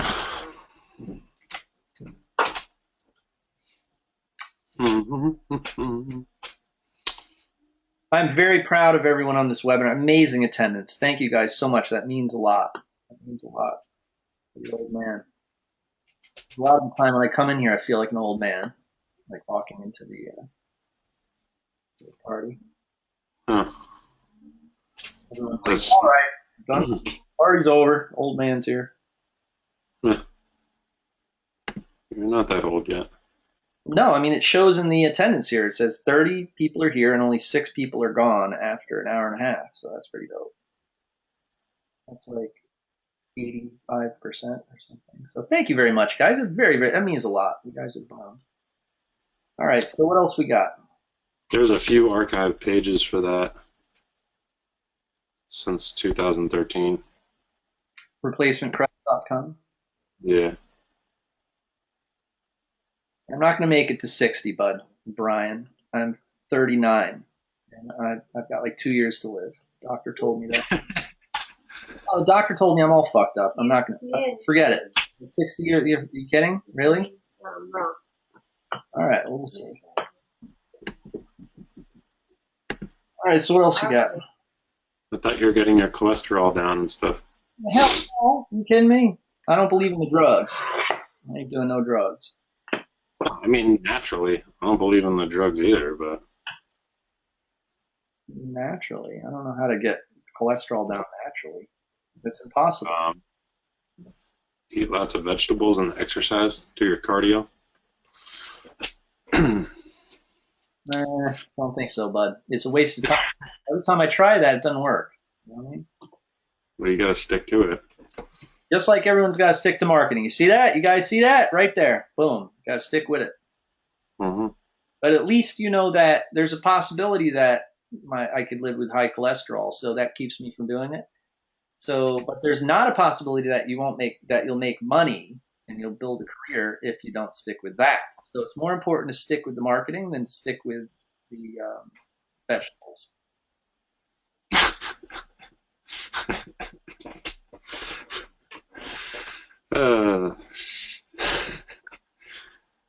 Oh man.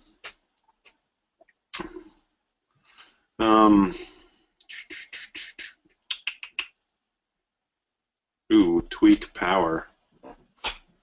Who? Tweak Power. TWEAK Power.com.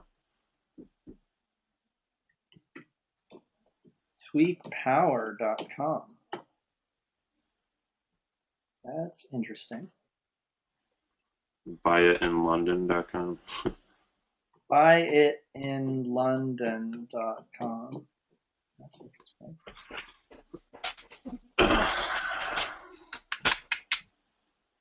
Ooh.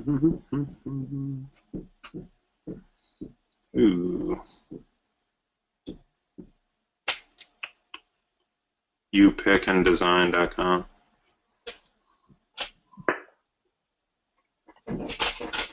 It's not bad. I feel like it would be better. I'm going to go downstairs and kill this guy in a minute. All right. Can you hear that? Yeah, where is that? Is that in an apartment? You live in an apartment down in North Carolina? Yes. Is JK there? No, he lives down the street. He lives like 5 minutes away. You live by yourself? No, I have one roommate. Really? Yeah. That's interesting. Gayswimmer.com. Gayswimmer.com. You should buy that for Mac Mills. Why is he gay? I was calling him gay the other day. He won't give me his address. He's scared to give it to me. And because I wanted to send him a present for supporting Domainer Elite. He won't give me his address. So I said, he used this as an excuse the other day. I said, will you let me come down and visit you on Friday? And bring Kim because she has family in New Jersey. And I saw your thread. he says, well, in the private message, it's all different. It's like, no, man, I can't let anyone see me right now because I'm overweight and I need to go on a diet. I'm like, why are you kidding me? Like, really? I was dying. All right, so gay swimmer. What else you got? Clash of Fates. Clash of Fates. Yeah. It sounds like it'd be a cool adventure game or something. 2 Fs? Yeah, Clash of Fates. Maybe that was an app or a game. That's very interesting. Sounds like it, doesn't it? Yeah. I want to build one of those stupid app games.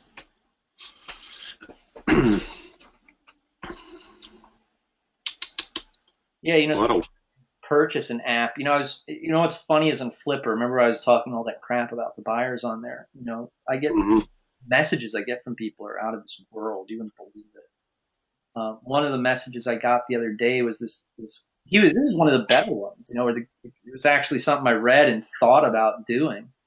But I posted something. I think it was like some experiment again. You guys know I do a lot of those where I just throw it up there to see what happens. So I threw up this site. It's like this mini site, and some kid contacted me. He was like, "Hey, I see your reserve, and I can't afford your reserve or your buy it now button, but I can trade you." He wanted to barter. He was like, "I'll trade you. I've got 2 apps." I have a first person shooter app that I made, and I was like, "Really? Well, heck, let me see it." And he gave me some excuse. He's like, "I can't show it to you," or so. I was like, "All right." Well, I didn't respond back to him. But yeah, it's funny. Like you can buy apps, and sometimes people like ask you, they'll say something like that to you. You know what I mean? You actually kind of think about it because it is something that I'd like to get into, but I don't really cross the streams, and that's got me in trouble before, like where I start doing something that has nothing to do with what I do, and then it's like kind of irresponsible or kind of taking your eye off the ball. You know what I mean? But the app thing could be very, it's Clash of Fates. Expired domains can sometimes be branding ideas. Okay, so how about this? You'll like this? Marketmyproject.com. Oh, there you go. Project. Oh. That's really good. Yeah, that's pretty cool. Retirementpropertysale.com. Safe on. Sorry. Property sale? Yeah. .com? Wow, that's very exciting. Isn't it? Safe online deals. SafeOnlineDeals.com. I wonder if that's been something. Let's take a look.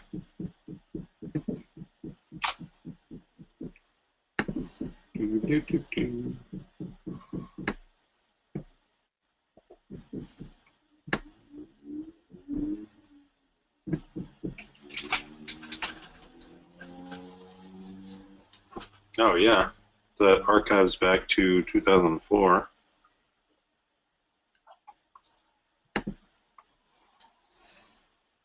That's way back on the way back. What?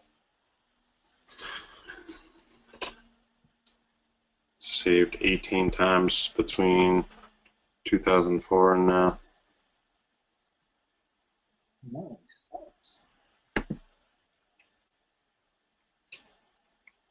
Hmm.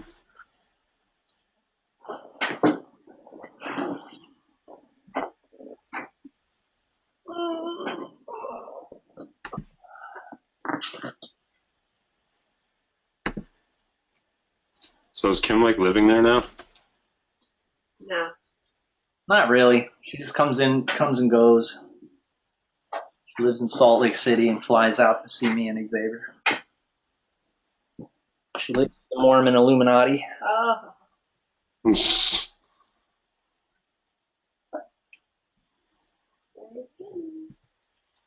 a good lady, though. She's a good lady.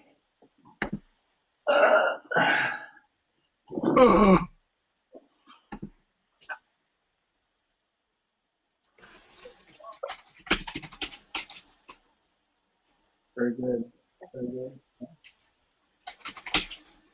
I'm going to smoke. You're taking too long between domains. You're going to make me drive myself nuts.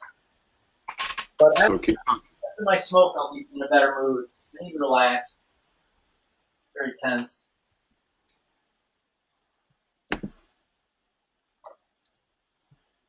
Yeah, go have some smoke. Realfoodstores.com. I like that.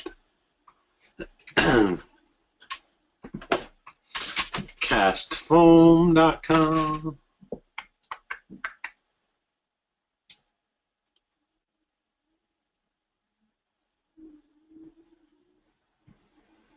Jamie, did you really just walk away? He has left the room. Oh man. All right, let's bring someone on. Anyone want to come on? Want to take a call? Let's take some calls, huh? Talk with our Throw Sam on the hot seat. Sam. Good. Yeah. Yeah. Yeah. All right. If he wants, anyone who wants to call in. Every time I says that, he Skypes me like in 2 seconds. In the questions box, let us know. All right, so Joe Cool wants to call in. I'll bring in Joe Cool and anyone else who wants to call in. All right, Manus, you ready to coach? You getting excited? I'm bringing on Joe Cool.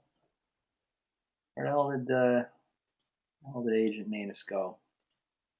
Agent Manus! I can't even use my one control panel here. I think we lost Agent Manus. Or maybe we didn't. Hello! Hello, Mr. Joe Cool! What's happening? Hey, how you feeling? I'm cool. That's good, like your name. So basically, if we follow the coaching that you gave us on flipping domains, we could profit from that. No, it's impossible.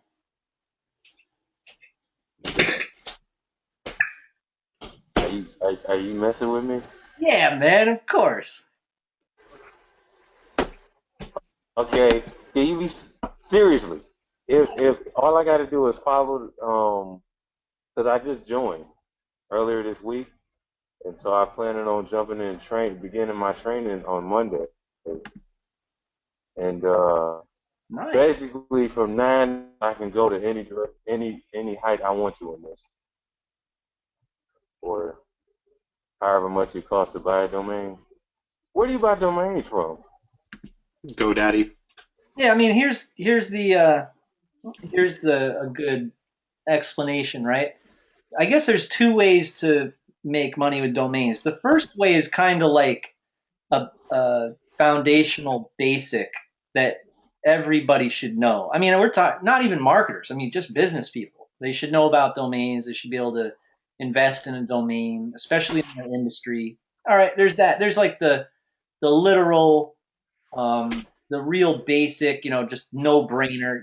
Domains is something that every business person should invest in, right? And then you're going to develop a site, whatever. It's just a basic foundational business practice, right? Now, the second way is where you scale it, all right, where your sole business is just scaling and it's more of an investment. Then it becomes really just solely an investment arbitrage type of business. Like in the beginning, you start small where you purchase domains for $9 and you sell them for $50, $100. And the reason you do them for those little tiny prices in the beginning is so you can start to build capital. And then once you've saved up enough capital, you might want to start purchasing premiums later on down the road. Like for instance, if you've made $200,000, $300,000 like a year from now, you might want to invest $50,000, contact a domain like the owner of a domain like badass.com or something like that, and then you invest in something like that, and now you own this really amazing piece of internet real estate. And then when you're talking premiums, then kills the risk. There's no risk to selling it. If you buy something for $50,000 like badass.com, even if you weren't to develop on it or you sleep on it and it's on the back burner forever, it's still really going to retain its value. It's kind of, appreciate even, unless you buy it first. It's not really worth that. You know what I mean? And so when you see those appraisals, if you were to put it in badass.com into, Esterbot or something, you probably see it's, I don't know, how much does it say it's worth? 100,000 or something, right? Well, if it says it's worth 100,000, then you'd want to try to buy it for 20,000 or something. Remember that sometimes people are sitting on these amazing domains they bought 20 years ago. And so if you were to call them up and you'd be like, hey, I want to purchase that from you for 30 grand, if they're having a hard time, they might think about it. They might be like, no, it's worth 100,000. But you know what? A lot of the time, if you give them a significant offer like that, they're gonna ponder it. And if they say no, then of course you could be like, all right, 30,000. That's my final offer, though. You know what I mean? .com is $31,000. Okay. Next question. When it comes to you building a site for somebody, when you build it, is it already going to be generating money, or you collaborate on that? The ones that I build for $1,500, they're not generating money yet. We build them from scratch. Like we collaborate. We think about the name and we think about what the niche is going to be, and then what the content's going to be, and how our business model is going to be. And so then we build it from scratch. If I were to sell a site that already makes money, you're going to probably add about $2,000 just right off the bat for the development of the site that I did. God only knows how long ago, right? It could have been 3 years ago or 4 years ago I built the site. But then what you do is you add the traffic up now. You got to account for the traffic. If it's only gets traffic, doesn't make money, it's still going to be worth something because it has traffic. You know what I mean? So then you got to account for that. Then you got to account for the other stuff. Like say, it's an amazing software on the back end that costs you $100,000 to make or something. You know what I mean? Whatever it is. Then you got to take into account how big is the list, right? How big, does it have a list? You're going to add that into it. And then the end all is money. And this is kind of like where cash is king. That's the end of the rainbow or whatever. The money is pretty easy. If it makes money, then the easy way to do it is to multiply it just by 10. All right. Because that's almost a year. And that's how I do all my math. I failed high school, but I am damn sick with freaking math. You wouldn't believe it. And the reason is because I just do like the multiples of 10, especially with time frames and stuff, and then just add the other 2 months to it or whatever. You know what I mean? So if it made $3,000 a month, right off the bat, you're going to at least get $30,000. That's 10 months worth of revenue. You know what I mean? So if something made $3,000 a month or $300 a month, then it's going to be $3,000, but you wouldn't sell the site for $3,000. And if it was a no reserve auction, whereas the free market's dictating the value of it, you know what? It's going to go out. It's probably going to sell for $5,000, $6,000, because everyone knows that the development of the site is going to be a couple $1,000, and you add that into it. Same thing with like if something made $50 a month, right? You're not going to sell it for $500. You know what I mean? But that $50 a month, you can probably get about 12 to 24 months of multiplying that 50 in addition to the value of the site. So that's something that everyone, regardless of if you buy a site or if you hire me to build it for you, you're going to remember that when you go on later on down the road, after it's 2 years from now, or if you decide to sell it, that's how that's on the table. You know what I mean? And so that's an option, and that's the way you would calculate the value of those sites. You know what I mean? You gonna be around through that whole process from start to finish, and like if I wanted to sell it later, I'll still be able to call you and say, hey, I'm going to sell this site. Can you help me, market it or come up with a good barter deal? Yeah, man. The challenge that we usually have is not really, like fulfilling that service is really easy for us because we have those people in place. The challenge that we face a lot of the time is reaching out to the other way around, like reaching out to you guys and being like, hey, what can we do? And people are like, I'm sorry, I've been on a vacation or something like that. So if you're willing to keep in contact with us, you know what I mean, and stay in touch with us and not disappear on us, then we'll be there for you. You know what I mean? Why would I do something like that? Here goes a scenario.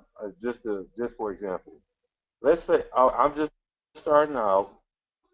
I'm gonna do the first thing you said, which is start flipping sites or whatever, $50, $100, whatever. And then I was gonna save up and buy a site and have you build it for passive income, just to have some passive income, and then start buying more expensive sites and selling them and doing whatever else I could. Is that possible? So you're asking if I start now. you're saying you're going to save up to hire someone to Purchase. build a website for you, right? So you can make passive income. Then once you make that passive income, you're going to reinvest that money into your business to do something even more ambitious. Is that your question? Yes. That would be a very smart, wise way of managing money. Like that. A lot of the time, it's very smart to put it back into the business so you can scale it. That's why you can. It's the difference between kind of like working and grinding and scaling something and growing a business. You know what I mean? Making it. Like this. A lot of people are just like, oh, I do fine. $40,000 a year or whatever. But some people are like, no, I can't. I have. I have. I have to keep going. You know what I mean? That's the smart thing to do. A lot of the time people have a big payday and then they get lazy. And then, you're going to have to reinvest your money back into the business if you want the business to keep going. Anyway, there's always going to be like some type of services or fees or something or people working for you that you're going to be reinvesting all your money back into what you're doing. You know what I mean?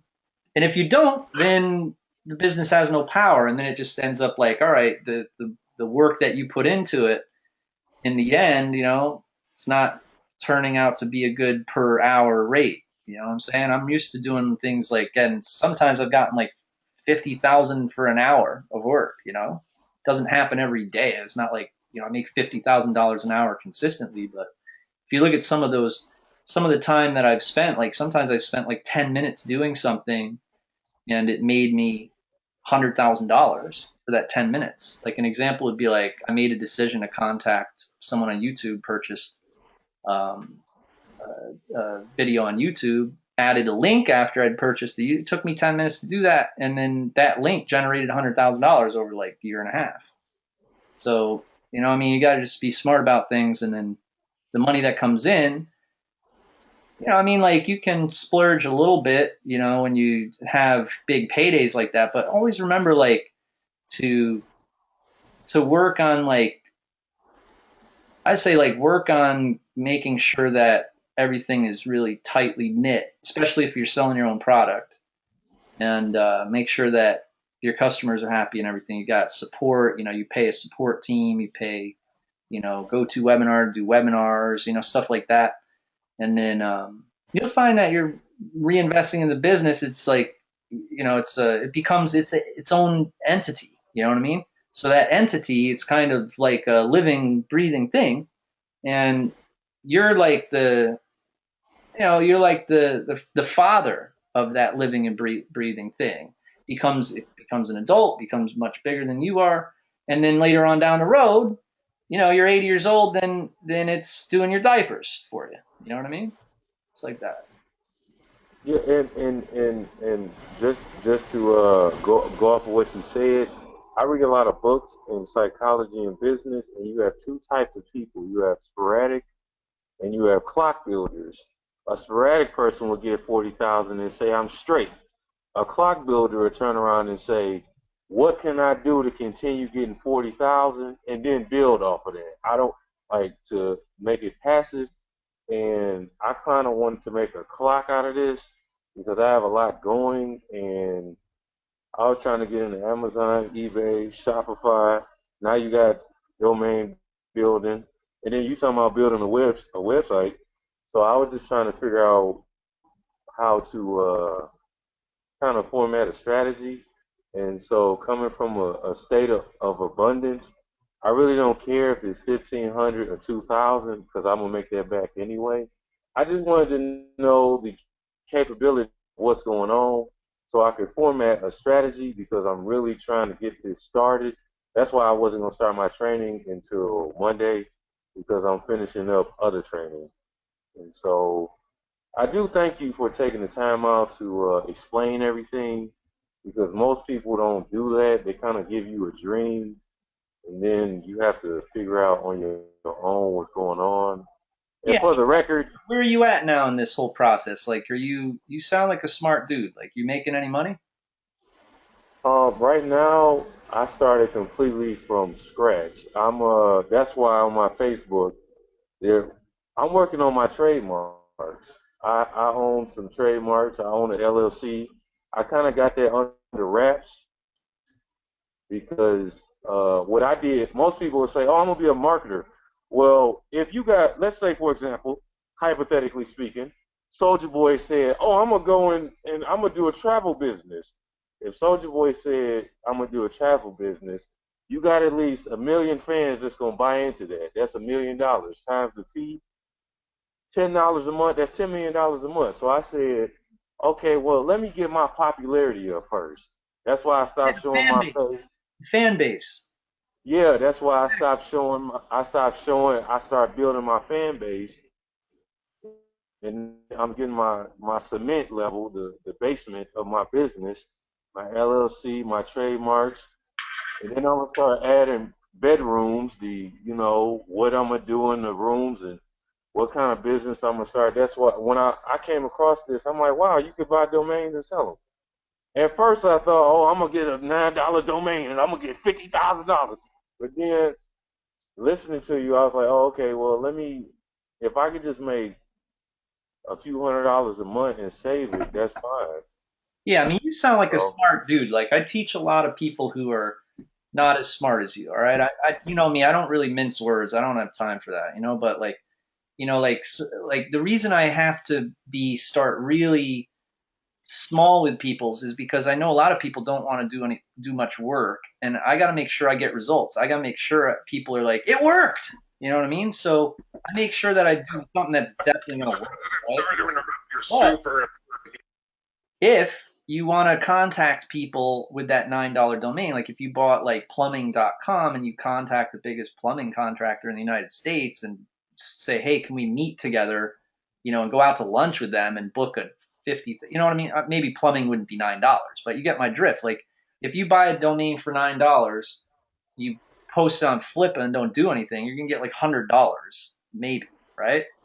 If you contact someone, you're like in that niche and you're like, hey man, I've got dogtraining.com, like, yeah, you post on Flippa, you might get 20,000 for dogtraining.com on Flippa or something, right? But you contact Caesar Milan or something, maybe 100,000 or 1 million or something. You see what I'm saying? So yeah. like, if you do a no reserve auction in a marketplace that sucks, I mean, what marketplace would you rather sell dogtraining.com on with Caesar Milan sitting there eating dinner with him, or posting it on Flippa where there's a whole bunch of people from India bidding on your domains? You know what I mean? So, you know what I'm saying? Like that, you could make a lot of money, but you got to know your marketplace, and you got to know also your position in that marketplace. Like if you have a lot of fans, like everyone's watching you all the time, you might even have a list of people who are interested in domains. Every time you post on Flippa, you blast out to your list.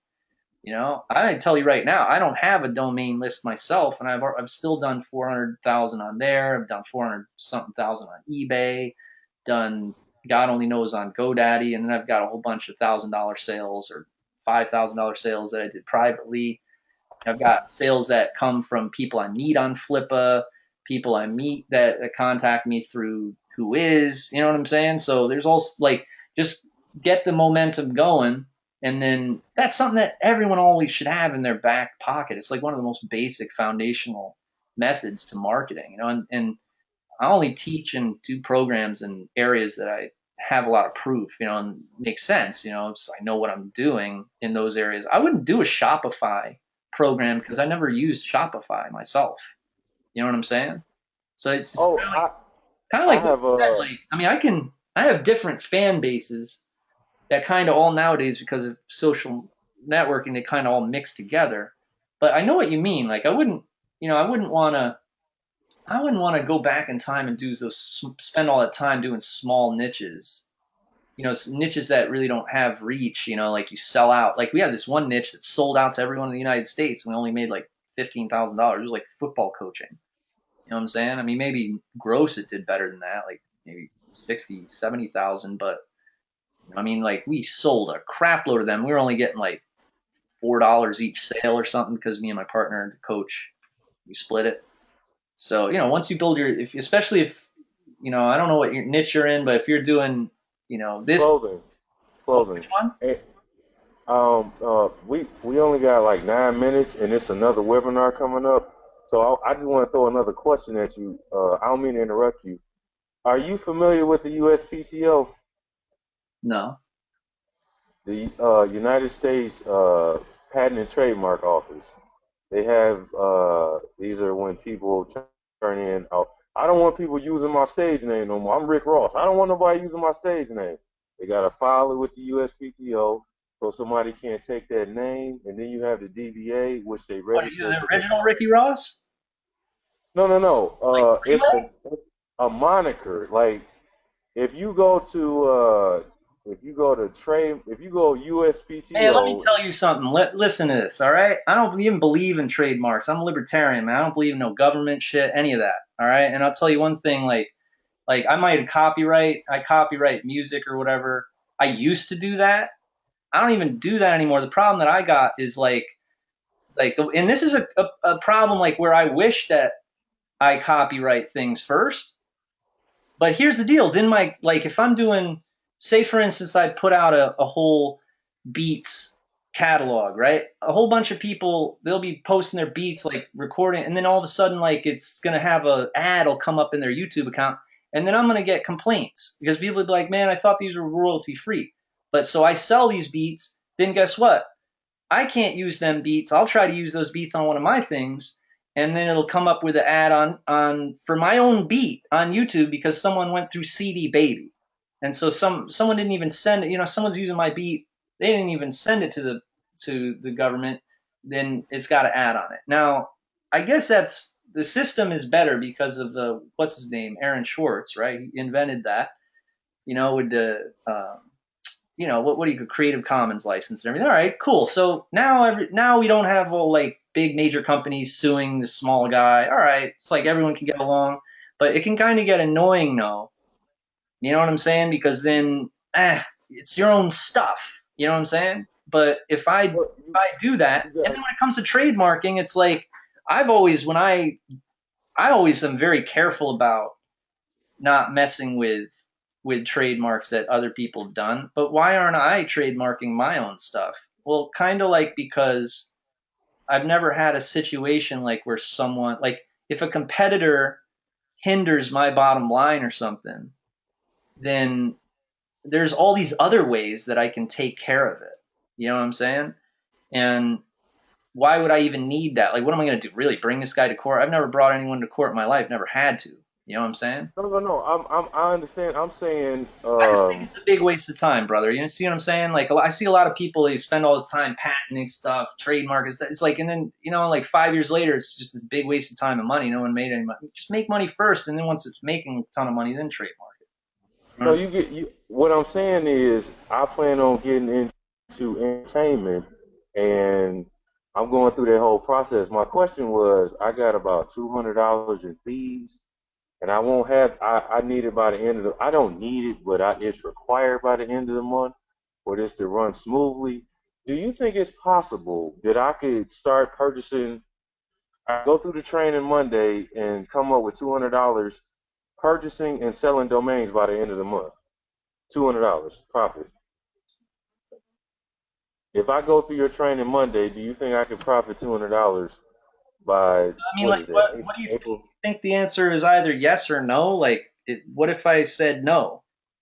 You know what I mean? That's what I can't figure out. Sometimes I can't figure out people's mindsets because it's like, That's not gonna stop me. I'm gonna do it anyway. I know you're being sarcastic. I yeah. don't know. I guess I needed to hear it. I just wanted to hear it. This is kind of a big Yeah, I deal mean, for like me. it's so boring that, like, if I were to say yes, it's like such a boring answer, And then people want yes or no answers too. You know what I mean? It's like I've done interviews before, man. I see in the comments box people would be like, "It's a yes or no answer, Jamie. You're avoiding the question." I see that all the time when I try to be more like, intricate about it and explain. Well, if you do the steps and you're not a total retard, you'll make money. You know what I mean? Like I try to be more innovative and stuff, but then, it's like, yes, you know what I mean? Of course the answer is yes. You know what I'm saying? If the answer was yes, then I'd be a big scammer, bro. You know what I mean? You have to understand that you seen $1 million, right? You seen the ticket, right? You seen it with your own eyes, right? Yes or no? Have you seen $1 million? Like $1 million pour into your bank. No. Have you physically seen $1 million in right now? Have you seen it? You, Jamie. I have $1 million in my pocket. Have you seen that day? Like actual cash, like in a. It doesn't matter. Have you seen it? Have you felt the joy of that on you, on your person? The one time, all right, well, I was going to be smart and clever, and I was going to say, no, I've never felt cash before. But the one time that I made $1 million, it wasn't joy, it was extreme fear. I had $1 million I made in a week, and I had never done that before. And so, Yeah, that's why I asked you that because no, it was people need to fear. hear. It was fear. It wasn't joy. I was really scared. People need to hear you say yes, I can make money because we all have that fear, and you climbed out of the bucket. We still in the No, bucket. I was scared because 1,000 people paid me $1,000 in a week, and now I have pressure on me to make sure they're all happy. Because if they're all not totally happy, then I don't even get that money. It's like sitting in the account, and so they would freeze that money. If customers start to complain and stuff, they'll freeze that money. So it made me really, really scared that like, oh, I could get in trouble for this if I don't do well. Da da da. It was like that type of. You don't just get $1 million. No one just gives you $1 million. People like to dream. That's what I was telling you. Like people are so like sheepified. Like not. I don't mean you. You sound like a smart guy, but just remember that it's not like what you think. Like once you start making a lot of money and you're in the spotlight and everything, it's like a whole nother game. Like you don't know which reality was better. Like if you like the reality when you were poor and no one noticed you and everything, or when you like the reality where you find out that the masses are a bunch of assholes. You know what I'm saying? You don't know which. Why do you think? Why do you think I have my face on the internet? They do know who I am on the computer. So I don't. Why do you think I'm hiding? I'm avoiding people because they pretty much figuring out what I'm up to. That's why when you look on my profile, we know the same people, and I'm pretty much I'm trying to climb out that bucket like you did, but I have more crabs around me than you think. So But why I'm why are kind you of. why are you scared? Like why are you hiding? If do you have people coming after you or something? Like have you done something wrong or No, I'm the kind of person yeah, that activist? really. You could be a nonprofit activist that they're trying to come after you because you're exposing the truth or something like that. Well, I used to be friends with a lot of. It's a long story, but I used to be friends with a lot of people, and them people were mean to me because I told them we should do stuff like this, and they told me I was crazy. So I went and did it on my own, and now I just walked away from them, and they feel like I owe them something. So I kind of just, and I got like 600 hours on Audible.com from reading, and that came from learning how to handle myself because, like you said, you got people out here that get that money and go crazy. And I'm my own accountant, I'm my own manager, I'm my own therapist, I'm my own secretary, and so I gotta think for myself, and I got other people to think like siblings. So I have to really kind of keep a straight face, and that's why I'm starting completely over and getting to know smarter people than me to, figure out what I'm gonna do. And so that's why I'm asking you these questions because, you know, from selling websites to Yeah, but Shopify you to notice that anything. when you break into an industry and you have your big first hit, right? Have you ever had a big first hit? Forget about the money, like $1 million. Have you ever seen $1 million? All this stuff, right? Have you ever had your big first hit and maybe you didn't even make any money, but you had like 5 million views and you were trending on the number one on Facebook all day or something like Slim Jesus or whatever, right? Have you ever had a big hit like that? Like where everyone on the internet hated you?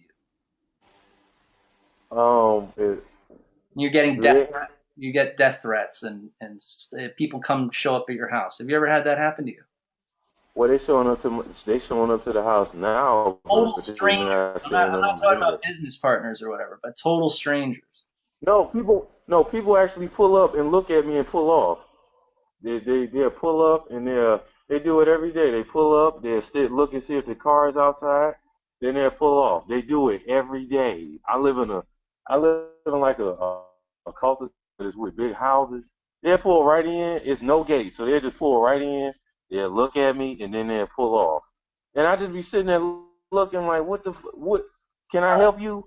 The Like, the I reason don't get you're it. doing that is because you're not loud enough. You show you're scared. You're being quiet on the internet. You don't want people to see you. You're lying low. You can't be scared like that. The minute that I started to open myself up and show, and not act scared and just be like transparent and do interviews and just be like that, then people are like, oh, and then you find out like, you know what, half of the population is pretty cool. The other half are just kind of uninformed. But you know what I mean? Like you'll find, and then business partners will not give you lousy deals anymore. You know what I mean? Like it's like good karma. Like if you're scared, then and you're a fearful person, then bad things happen to you. You know what I mean? If you use vengeance, no, I'm just joking. No, you know what I mean? If you boom, Crazy. this is the same thing. Like if someone does No, wrong to you, no. yeah, like if someone does something wrong to you, then you notice other people, right? Have you noticed that? Like that if you don't get even with that person at that moment, then it's you'd be like, oh my god, now I'm a punching bag. Everyone else is treating me like that. It's like karma. Like you got to make sure everyone who does wrong to you, you give it back to them, and then you start to see everyone mess off. You know what I mean? And I'm talking about like where you were in the right. You know what I mean? Like you didn't do anything wrong, but it seems like you just start getting the short end of the stick if you allow it to. So you wanna see me shit on people. You wanna see me do that. You among a bunch of other entrepreneur partners that I'm developing want to see me shit on people. Is that what you're saying? Outright, because you're the first one to actually speak on that. Well, like people who deserve it. You know what I mean? Like not any innocence, man. Like innocence, even if there's No, no, no, no, no, no. I don't know. We talking. You would. No, I'm no. We don't yeah, like don't legitimately. like people don't let anyone shit on you and then you took it. Other people will see that, bro, and then they'll be like, yo, you can't. It's like in jail. You know what I'm saying? It's like in a micro macro situation. You know what I'm saying? You can't let anyone mess with you. You know what I'm saying? Have you been to jail? Have you been to jail before? No, no, not prison. Or I've been in I've been okay. in the police station Ho- part a couple times. Holding tank. The holding tank. You know what I mean?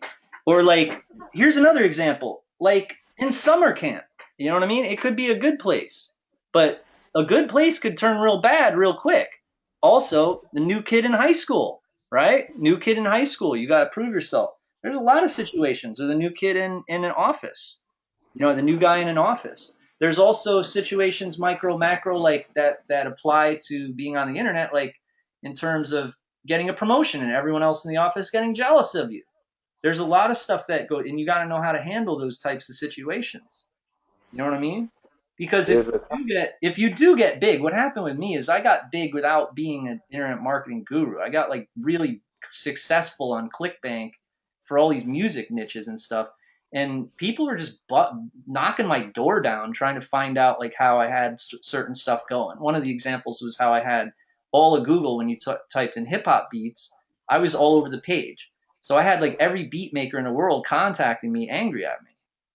You know what I mean? And so that's going to happen. Like people are really. going to look you up on Whois. They're going to contact you. And if you don't, you know, one of the good ways of handling that is by having public relations. Like do your own public relations, like where you're really transparent and you put a lot of time into it, where it doesn't look like you're just doing like one interview to try to solve a situation. And then when you see people weren't cool with your first interview, you give up. You're like, oh, that won't work again. Then people are like, you know what? He's rich. He don't care about the people, and he's not interested in connecting with the people, and you know, never leaving his. No one wants to be lonely in life. You always want to be with the peoples. You know, be with the people. Would you say the competition on Flipper is competitive or not competitive? It's just kind of like from looking through my message box. It's like I had this message this morning, for instance. It was like this guy was like, and what do you say? Can you train me or something? Like I had a couple of those. Can you train me? I had one guy who was like, I look it up while I'm talking and tell you exactly what it was. But that's what they're like. Like the buyers on there, the competition is kind of like they're cool. I mean, they'll relate with exactly everything I'm saying here. Like its frustrations are like kind of, you know, that's the thing. It's more of like a frustrating thing with the buyers. You know, and they're also very, very cheap. Oh, this is what the guy said. He one guy asked me if my tax returns were real, and then another guy, I think today, asked me. Maybe that was the one today, but and then I don't know. I kind of like on the marketplaces. I'm cool with competition. Like you know what I mean? Like competition is always helpful. Like you can first of all do your market research based on your competition, and then second of all they're going to become your JVs, and then I mean third of all, like you know, if it weren't for them, the marketplace would suck anyway. You know what I mean? Mm-hmm. So what do you specialize in marketing? Everything is what he specializes in, Joe. Everything. Oh snap! Look at there he is. There he is. Yeah, I mean I specialize in.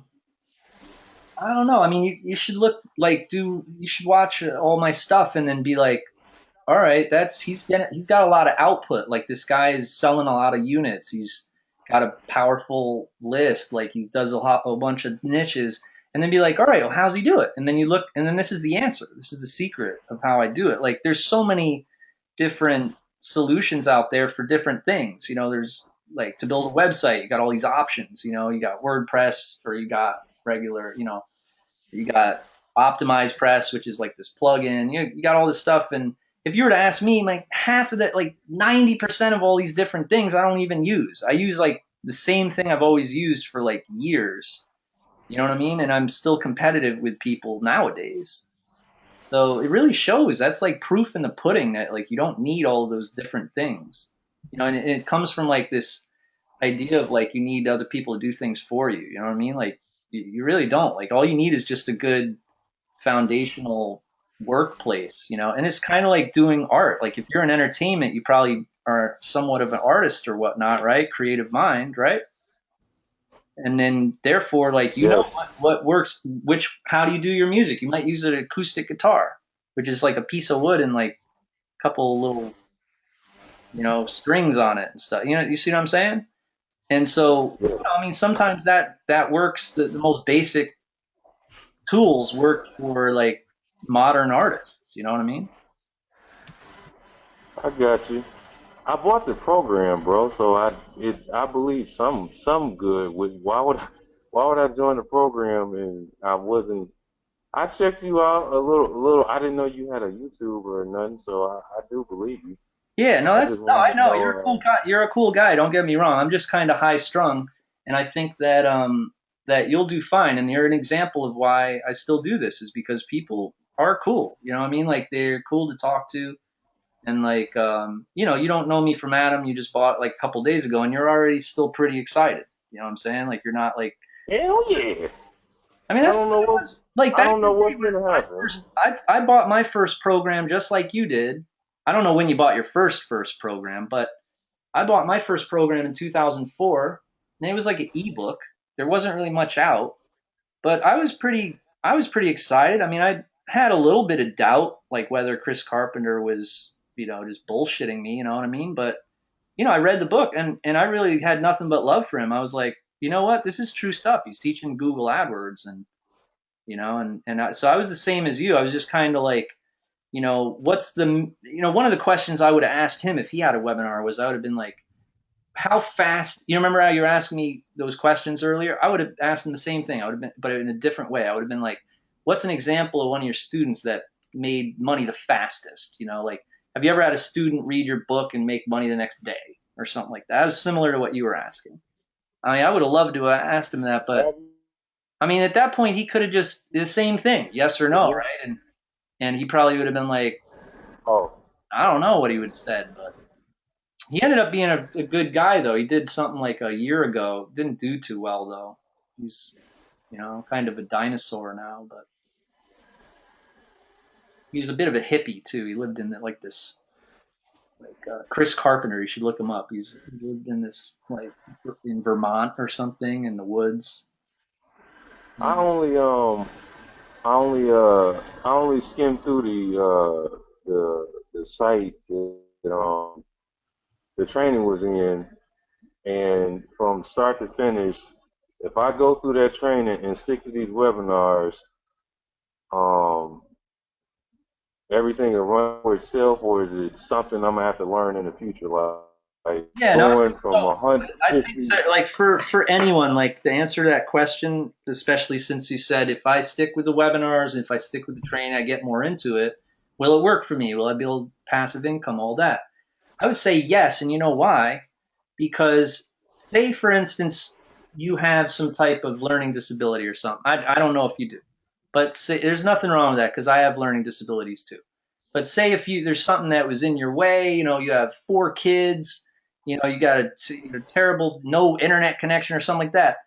The reason why I said yes is because Possibly, a possibly. year, yeah, a week from now, right, or two weeks from now, you come to Isaiah, you come to me, you come to Vinny, and you're like, dude, I've been studying this, but I posted this. The thing is we look at your flip auction and we'd be like, well, dude, you did this too high, or your reserve is $5,000. You're not gonna, that domain's not worth $5,000. You know what I mean? So we kind of compensate for where you lack. Like if we were just an ebook, then there'd be no follow up on what you're. So then you're working blind. We try to be the eyes so that you can see through the valley of darkness and get things going. But I got to go to the bathroom now. It was very good meeting you. You too. All right, so we'll see you on Tuesday. Are you late? Thursday. Are you late to your next webinar? No, that's on Facebook retargeting on ads, and I took maybe 10 classes on there on Udemy, and Yeah, I I was don't gonna know. say on Udemy too. Yeah, yeah. Someone tried to get me to be a teacher there or whatever. You know, 5, 6 books, and do you know I'm good. I thank you very much for being late to your Facebook ads retargeting class while we were talking about those discussions. That was very stimulating and exciting. All right, so yeah, come on Tuesday, and we're gonna unmute you again. We'll track your progress. You know what I mean? Yeah. Okay. If I can't make it Tuesday, is Thursday gonna work? Yeah. Yeah, of course, man, of course. Because it's like just to let you know, it's somebody else that does it every week. So instead of he does his at 8. I don't know if I'm there. I don't know how that works. I just started, so I just jumped in. So if I'm there, and if I'm not, I'm at his webinar. But I'll be at the Thursday for sure. But thank you for And speaking. fill us in with what happened, man. That'll be exciting. I'll come on and challenge you some more mentally. Nice. Okay, thanks a lot, guys. Signing off. All right. Bye. It's fun. Hello, everybody. James is going to the bathroom. There's somebody in the background speaking. Is that Kim? Who is that? Hi. Hi. I liked the fellow who was just talking. He was that really strong individual, and it's exciting to listen to. Yeah, I could tell by hearing him speak. I mean, I caught like the tail end of it, but I could definitely tell. Definitely tell. Okay, we got Steve Miller who says, yeah, fuck off. All right, Steve Miller, what's your problem? What's your problem, Steve? Mr. Steve, what's your problem? Yeah, I'm going to call you out, too, because that kind of language is not tolerated on these webinars. So, what's going on, Steve? What you need help with? Not you guys. Okay, so what is that for, then? Like, where is this attitude of yours coming from? Okay, what did he do to you, Steve?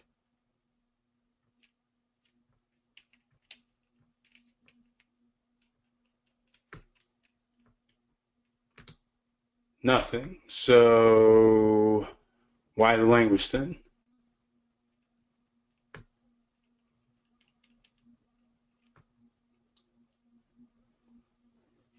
How's everybody doing, by the way, if you guys don't mind me asking? Took up a lot of time, a lot of whose time?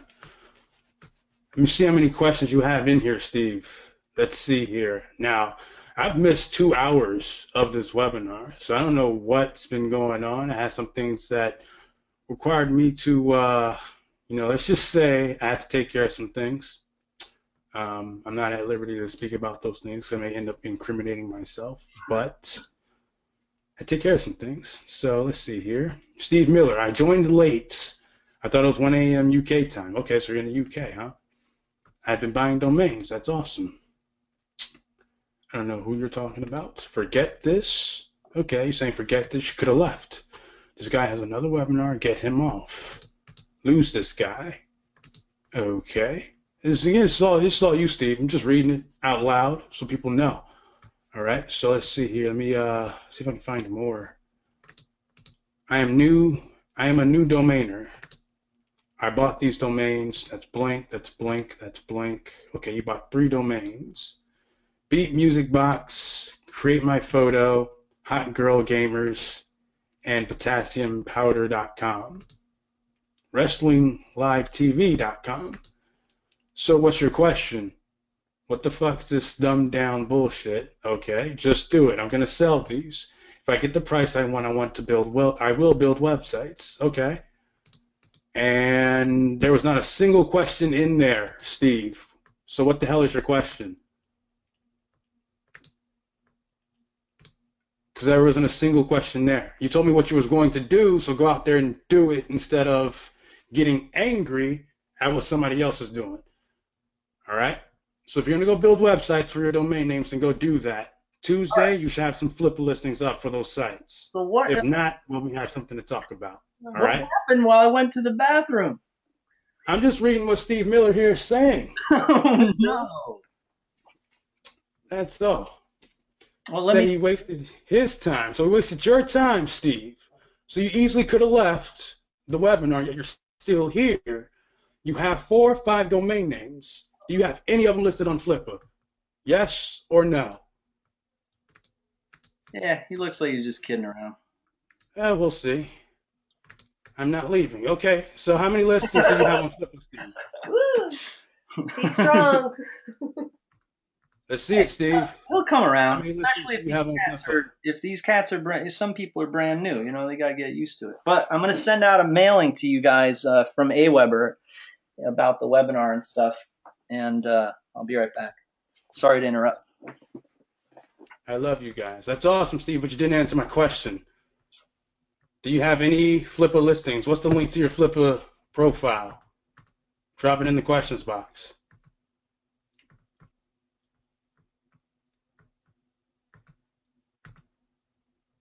Or anybody else for the matter, you know?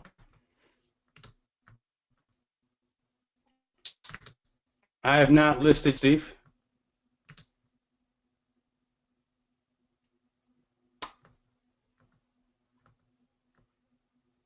You got the domain names. What's taking you so long?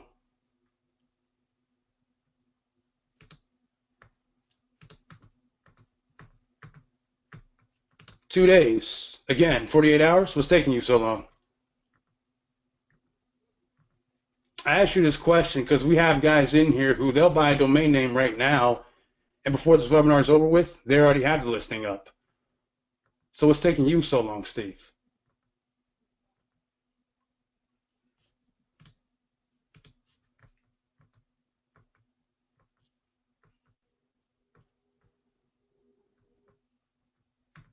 And I gotta see what other questions I missed.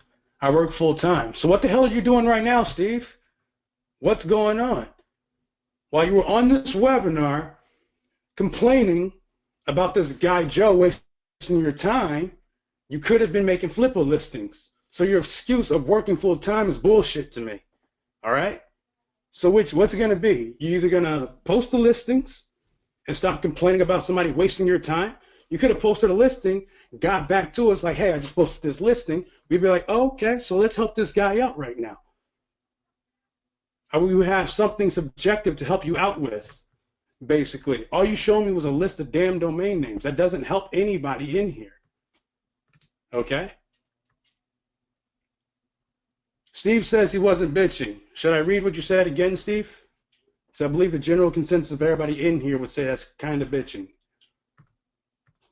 But I'm not going to do that, basically. And don't use your excuse of I work full time either. It'll take me 5 minutes to create a listing. So you've taken one step. Well, how come you didn't take the other ones? You bought 4, 5 somewhat good domain names.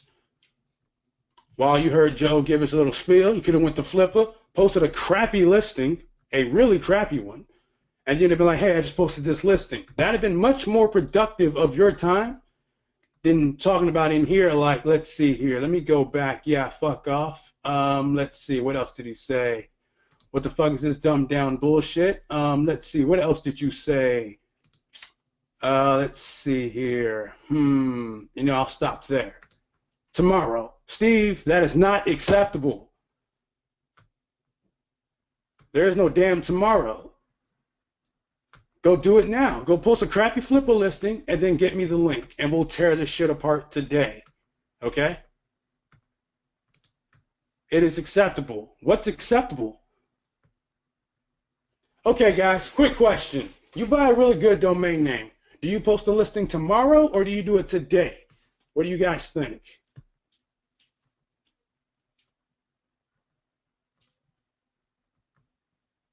ASAP. ASAP. Today. Today. Today. You post a link inside the questions box. That's what you do, Steve. As soon as possible. Look at that, Steve. So if everybody else in here would do it today, why are you saying tomorrow? Success loves speed. And if you're slow, you're not going to succeed.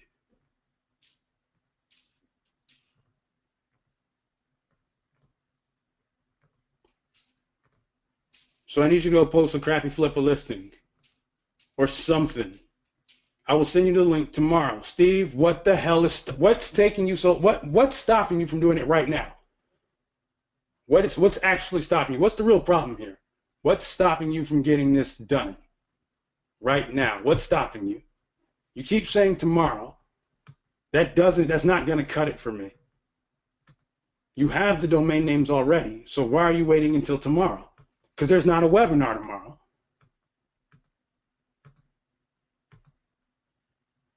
So why wait tomorrow when we can do it today?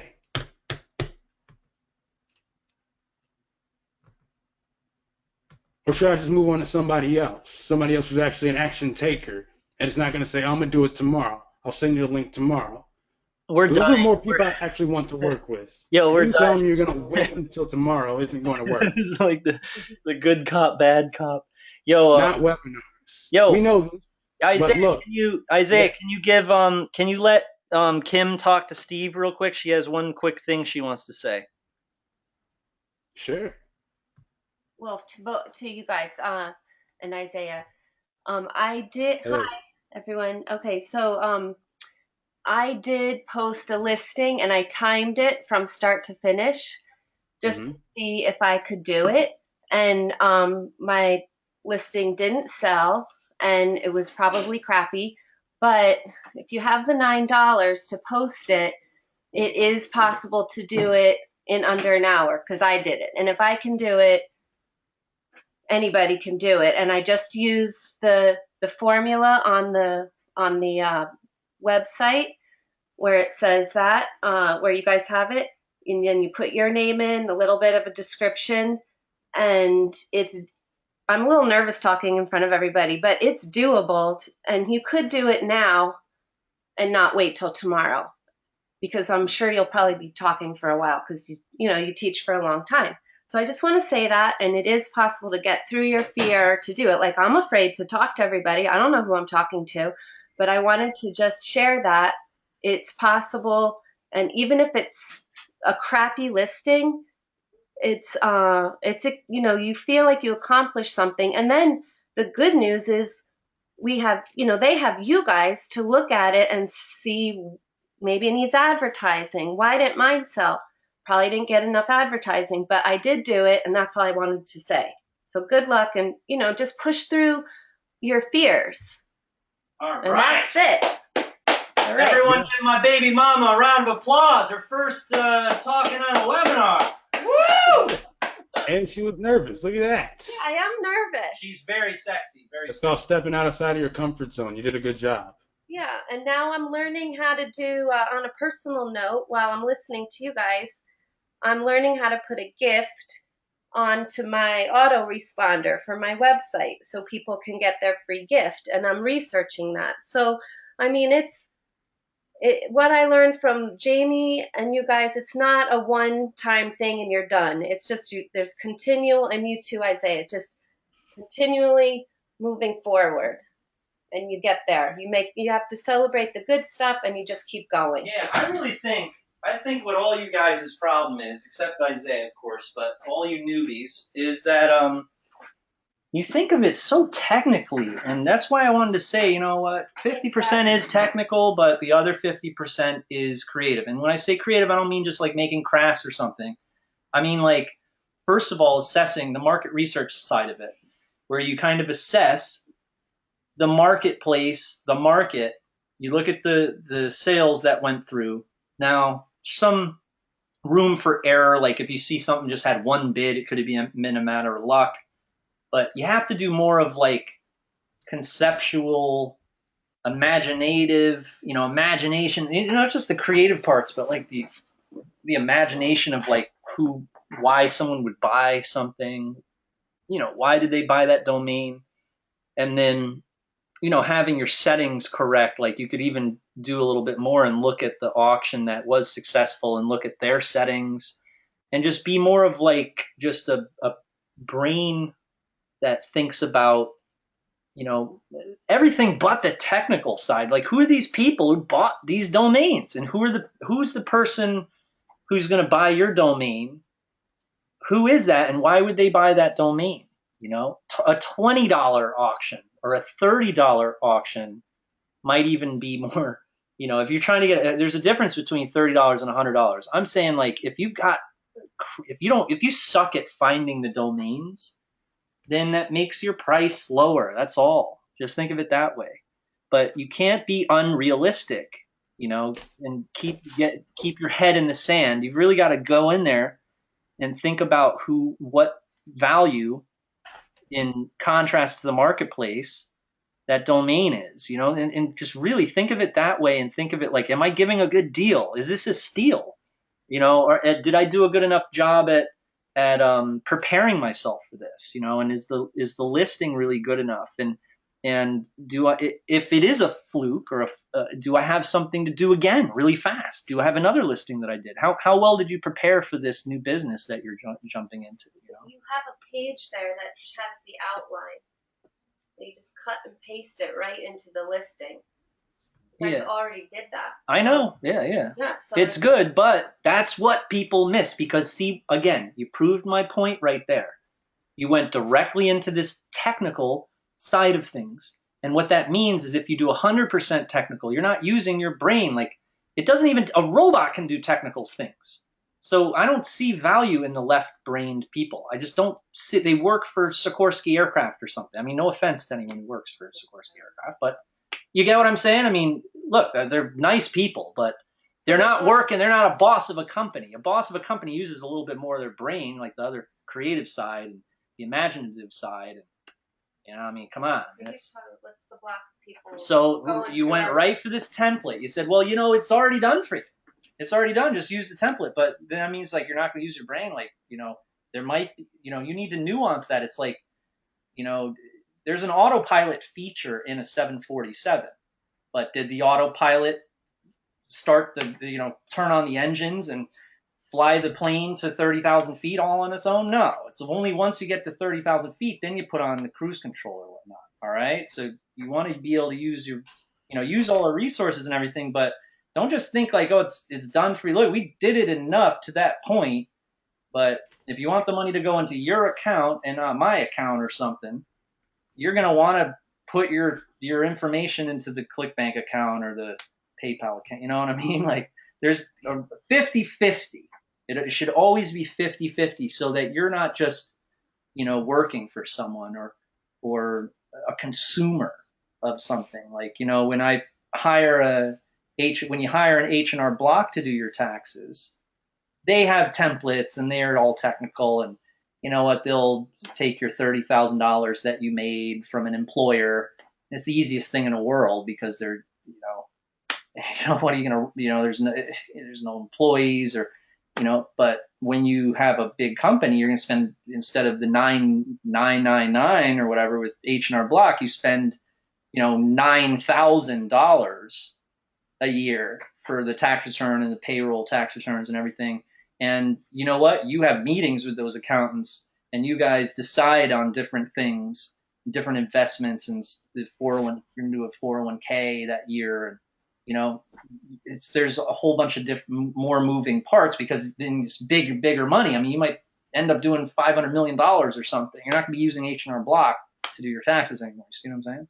So you use that as templates or whatever the main, hey, you need something real quick, or you need a W-9 form or whatnot, you're going to go on irs.gov and you grab the W-9 form, you send it to a contractor, right? You see what I'm saying? Yeah, templates, great. But, like, you're not going to just be like, hey, anyone who wants to work, you're going to be talking with those contractors, telling them what you want to do, or else there's no point in even paying them. You know what I mean? You got to use your brain. So did anybody do a listing while we're talking?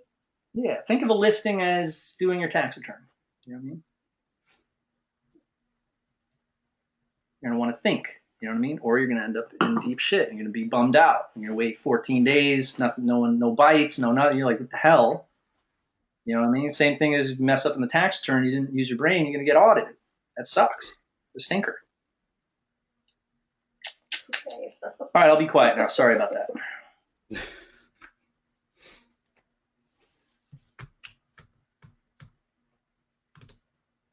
Delegating strategy effort.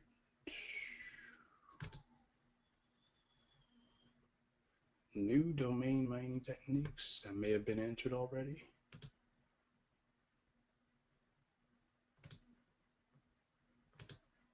Warren says, hi, Isaiah. Awesome. All right. While you're reading the questions, Kim brought up another point, and then I promise I won't go on and on and on and on. Steve will get all upset again. So she reminded me of something. She said the original question was Steve. There's this debate why Steve didn't do something. Didn't post a listing in time. It took him 2 weeks to do something, or I would probably say the same thing. I'd be like, why are you mad at me? You didn't do, post the listing or whatever. And that's why I went on that thing. It's like, steer the wheel. You know what I mean? We built the car, steer the freaking wheel. You know what I'm saying?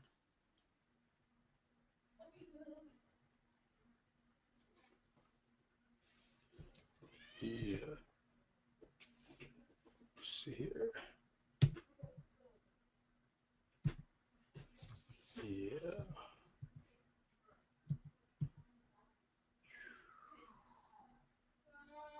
You got my site ready.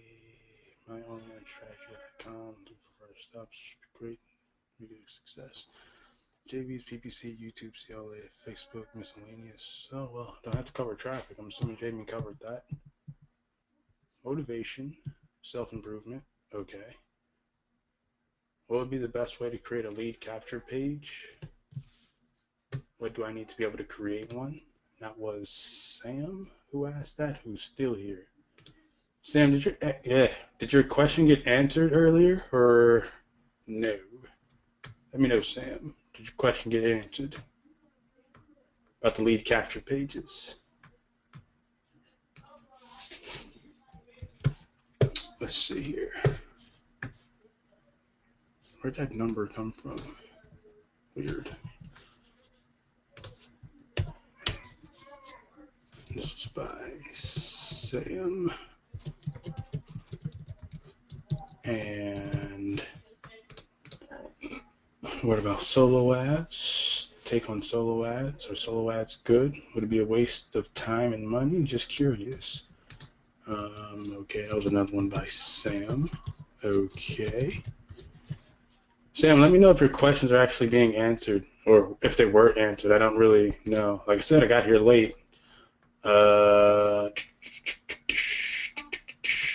Barb says I like that. Okay. Barb, what exactly do you like?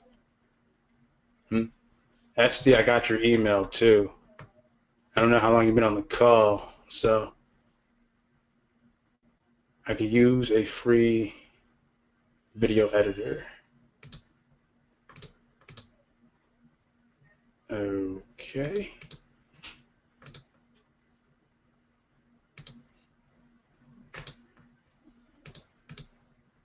Fear, false evidence appearing real.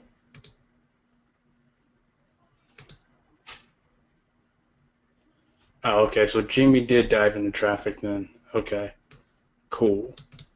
I only know that because Barb says this is a little off traffic topic. Awesome. All right.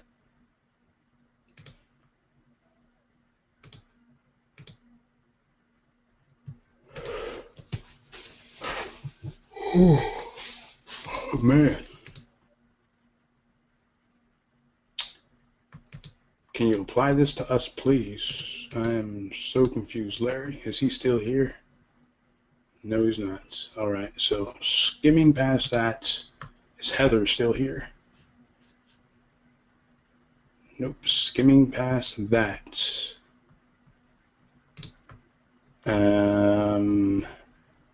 Hold on. Barb says today. Okay. Jack asked some questions. And okay. James said he wasn't going to give you info overload. That's good. That's good. All right. Let's see here.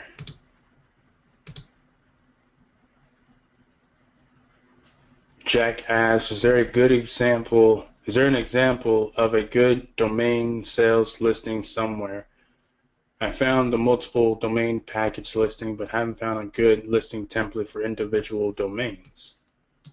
Yeah, man, it's easy. All you got to do, let me pass myself the screen real quick. Hold on, let me pass myself the screen. Make myself the presenter real quick. I like how it tells you to please close all confidential windows. That's hilarious. All right. I'm going to assume you guys can see my screen. I don't know if you guys can actually see my screen. So Jack, to answer your question, now I got your attention, because I said your name, huh? Finding good domain listings, it's really simple, actually. You should look for the ones that are currently selling inside of Flippa. Domains just sold, and then search.vc, right? That one just sold for $199. And there you go. A copy of a good domain name listing. Also, I created a listing on, what's today's date, guys? Today's the 3rd. Was that the 1st? I created one on the 1st, so you can watch the webinar from the 1st, and I dive into that on how to create a listing. So, just so you know, we create single listings on those webinars. So hopefully that helps. Sam says no exactly, so your questions didn't get answered, or your question didn't get answered about the lead capture page and things like that. Okay.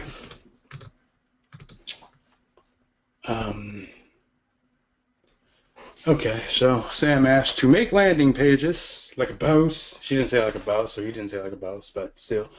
So to make landing pages, what type of software would one need to use? There are too many out there for sale, and I don't know which one I should try, or should I build it myself? In this case, where do I start?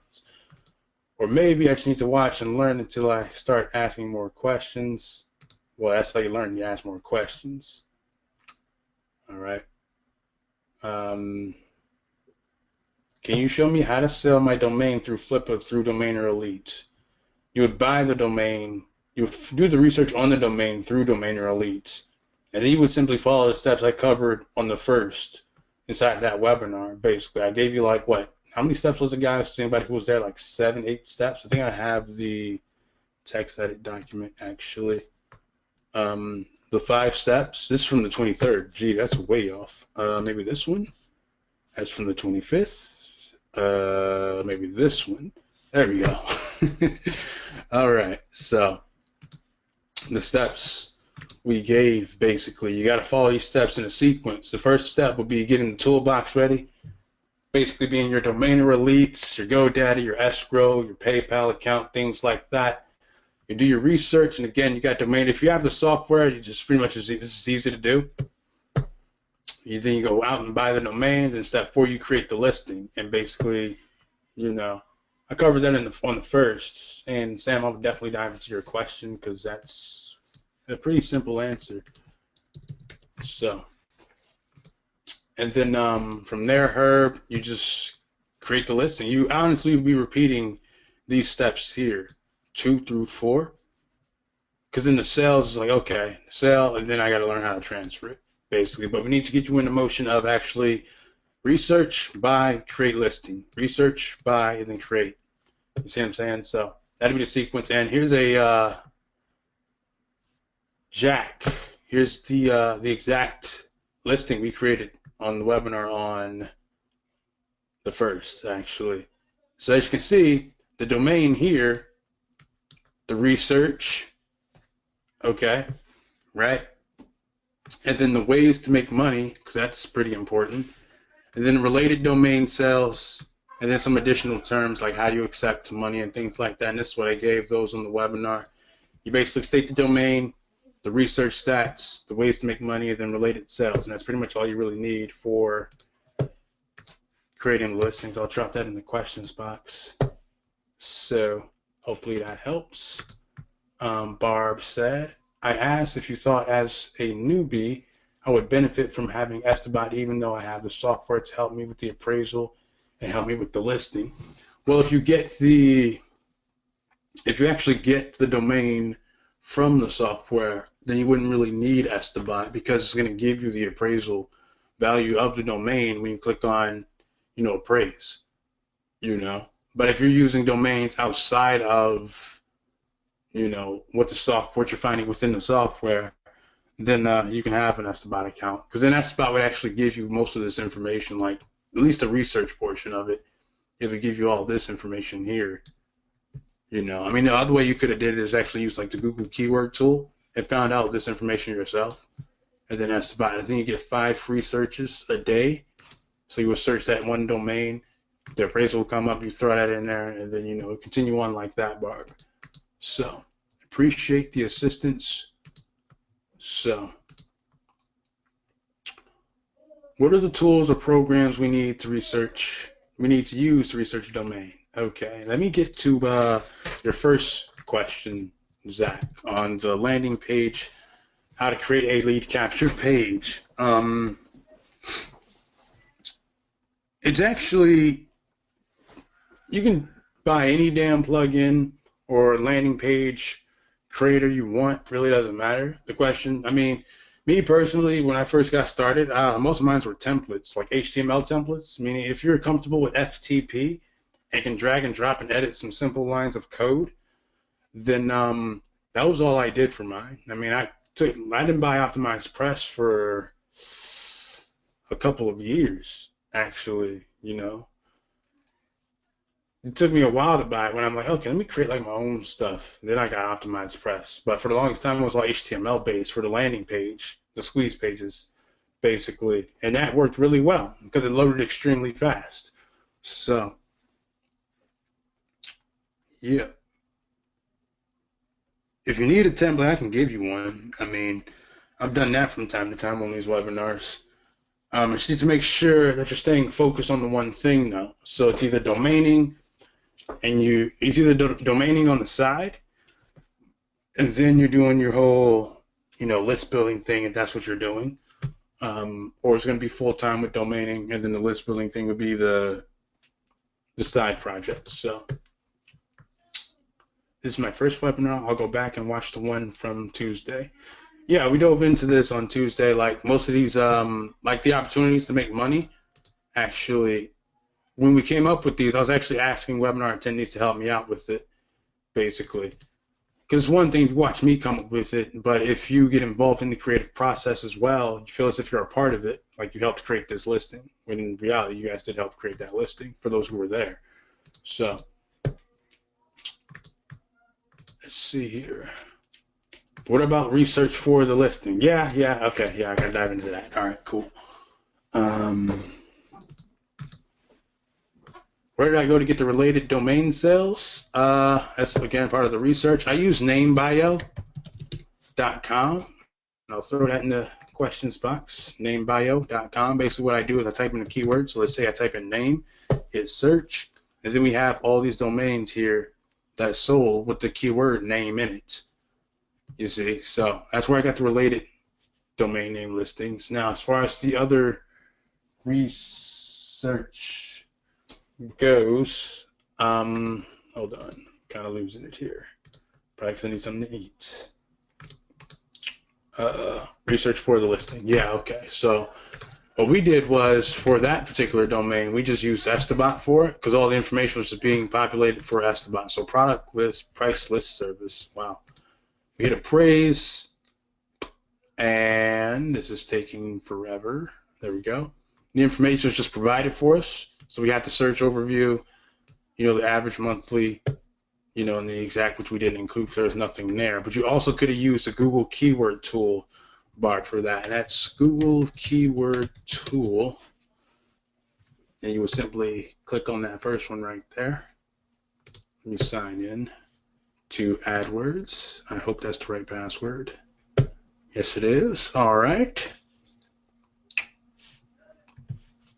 And then we have what price list service is the keyword for this one. So price list service. That might be completely different, basically, because I don't know how far back they're actually going for the search in Estabot. There's only just provided there. So, hold on a second. There we go.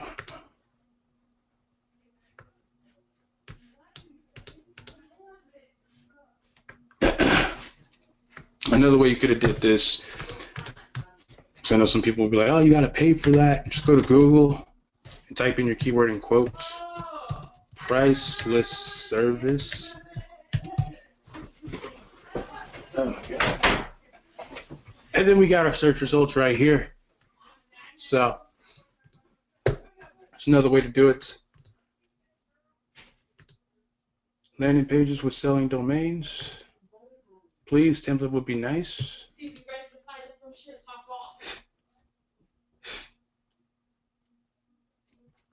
So I forgot, where do we get the related sales? Namebio.com, guys. Namebio.com.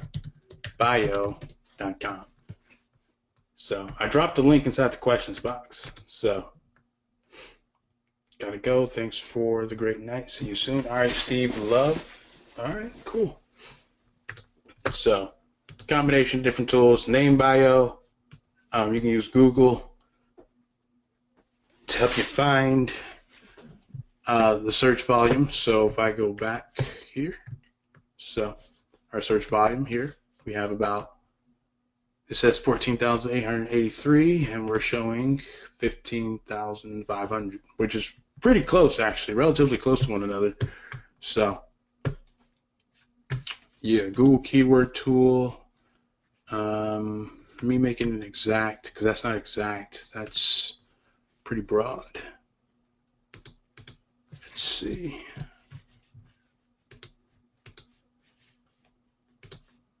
There we go. Price, oops, list service.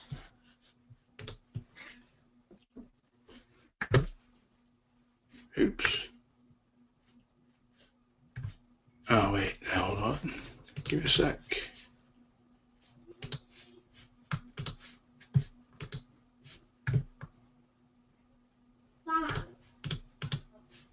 There we go. Price list service. Let me throw this in quotes. Service. There we go. So.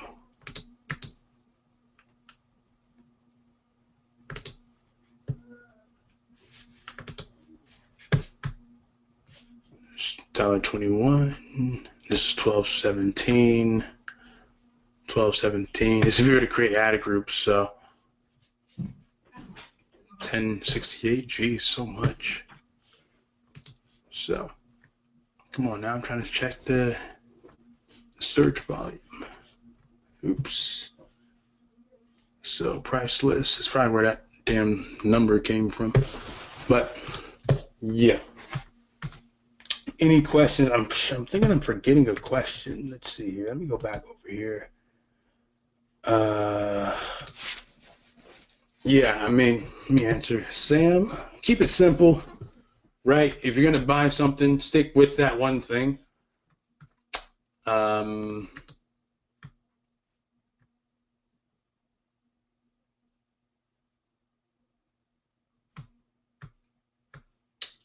Are the Esteban prices pretty accurate?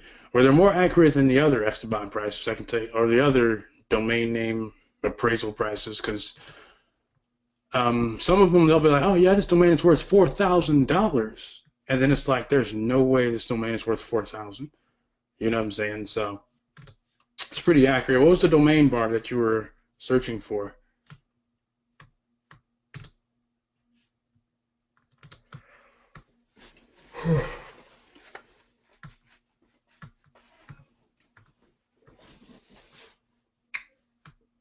As far as, you know, the appraisal value goes, what was the domain?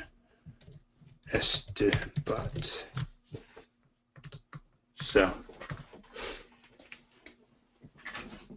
yeah, but I believe it was 5 free listings. Last I checked, it was, unless they made some, you know, changes to their marketing or something like that. And then, you know, let's see here, how to set a goal.com.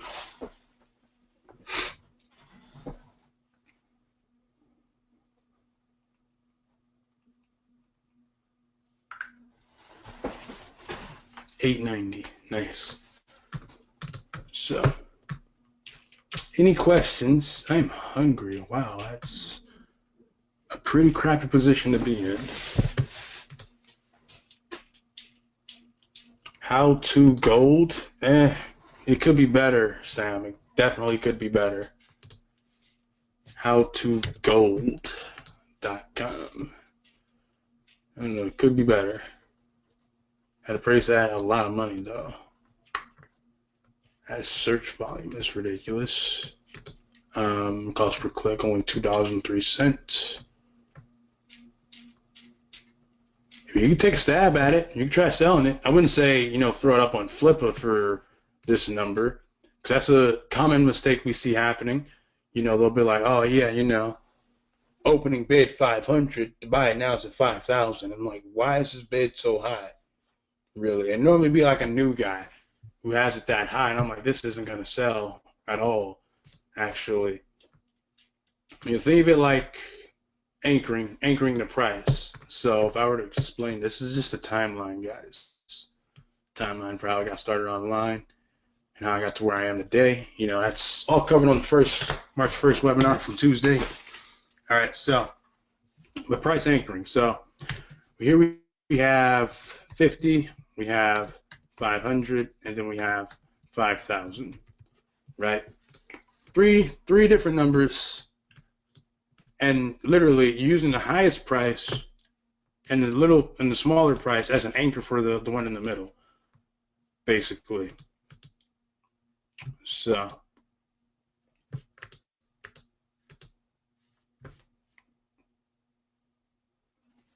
if I started with $1 and see what happens, what do you think? That's actually how some of our most successful guys, I would tell them, hey, start the bid off at $1 and see what happens. It's normally like the format I gave them, it was just really out of the blue, believe it or not. So it's $1, $25 reserve, and then a $50 buy now. And they were popping $25 sales like it was nobody's business, So poetporn.com, it's one on Matt's list. All right, let's see here.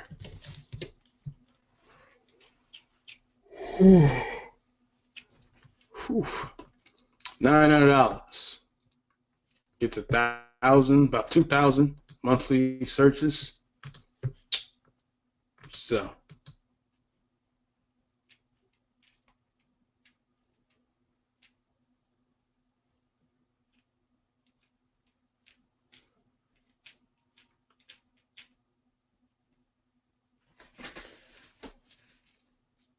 how do we get the new just released expired domains using Domainer Elite?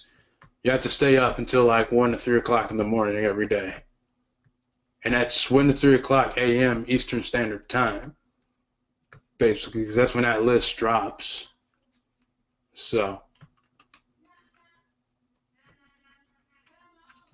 that's how you would do that. That's really the only way you can do that, believe it or not. So,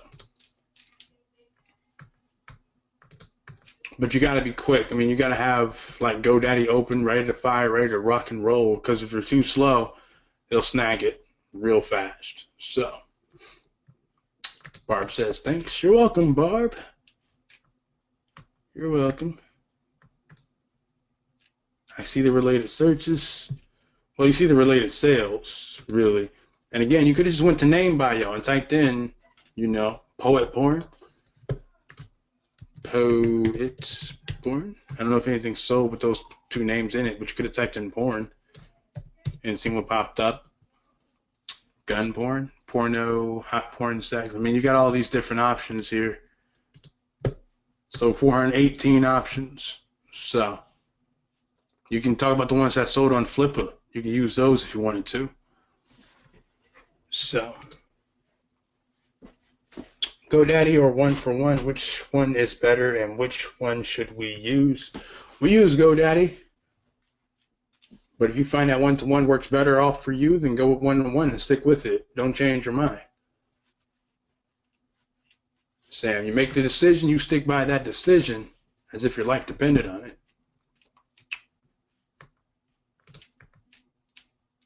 So, I had this conversation with someone earlier. She was like, "Oh, my life is a wreck." I'm like, "Well, you gotta stop changing your mind about things." So, make the decision and stick by it. Would you make the reserve on that domain name 900? No, I wouldn't. That'd be ridiculous. Like I said, mistake number one, think you're gonna sell a domain for what Esteban appraises it at. I wouldn't set the reserve for 900. You know, maybe a $100 or $200. Actually, no, I'll probably have a buy it now for $100 or $200. So the anchor would be 150, 100. So instead of it'd be one, this would be 50, and then 100 here. Because a win, regardless of the price, is better than nothing.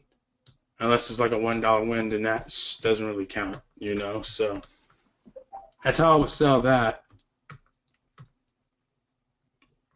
I know you probably don't want to sell a domain for that much money. You know, I had a guy actually helped him out, like coached him out, and he didn't want to do it either. Until he sold the domain, he was like, "Hey, I just sold the domain." And I'm like, "Look at that." So yeah, $1 was the starting price for him. So just starting out, how would you sell a domain if it was appraised at $560? I mean, I have domains that appraise at $900 like it's nobody's business. If I don't see myself doing anything with it, I can literally sell the domain for $50 and make a profit on it, right? I mean, if you spend, say, $12 on the domain, and then you spend $9 for the listing, you know, you pocket the rest of that money, basically. So $50 to $100, $560. And personally, I honestly don't care what the appraisal is for it. I mean, if it's a good appraisal and it makes sense, then it's like, oh, okay, yeah, I'll try and hit this for $50 to $200. This is like a really, really, really good domain name. Like, there's something like howtomakemoneyonline.com. I'll try and sell that for 4 figures, maybe even more, because how direct of a keyword that is. You know, so. But again, it really depends on the domain. So. But your goal is to be able to sell the domain for more than what you paid for it.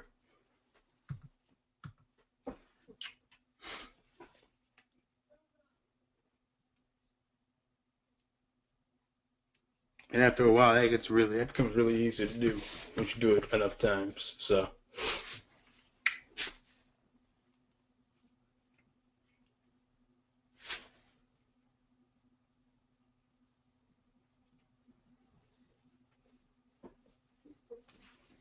Yeah.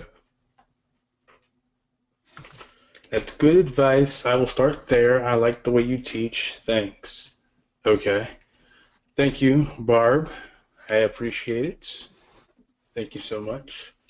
Again, for those that know me, you guys know I'm never really late to webinars, but you know, when you have like an urgent situation come up that requires you to get your hands dirty, you kind of gotta take that role. So, yeah, apologize.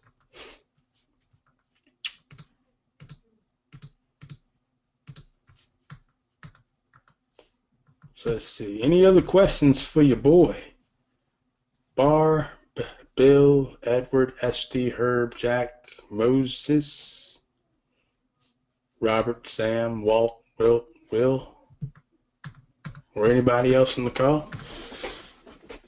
I'm assuming this call has been 3 hours long. I'm going to assume it's been 3 hours long. I have no way of knowing right now. Hold on.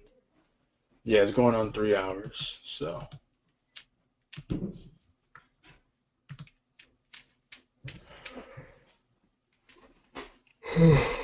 Well, I have to say good night. See you Tuesday, and I hope to have at least 10 listings. All right. That's what I'm talking about, Barb. I hope you have at least one. But we're shooting for the stars. 10x, 10 listings. Sure thing. Sam says exactly 3 hours. And I've only been here for an hour. So.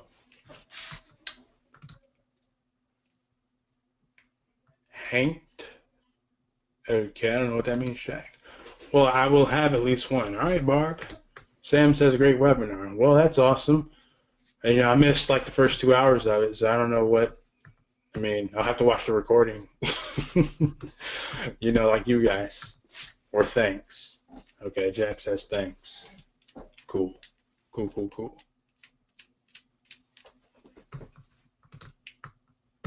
I'm going to be kicking your R's. Sure you will, Steve. There's not that many people who actually say they can do that. So if you want to try it, so I can give you my address. But, yeah. I hope to see some listings from some folks. Hope to see some listings. So.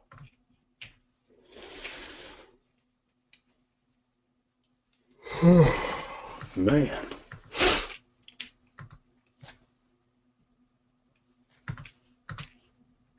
Is that it, though? No more questions? Everybody want to go home? I will try to get something done by next webinar. Thank you for everything, Isaiah. Hey, thanks, Jamie. I mean, he was here most of the time. I've only been here for an hour, guys. You can't be thanking me for, you know, it was Jamie's webinars. So.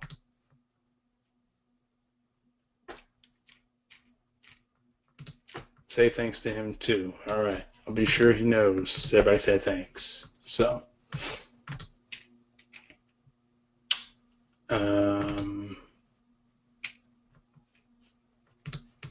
Herb says, I normally work at night. How can I get help?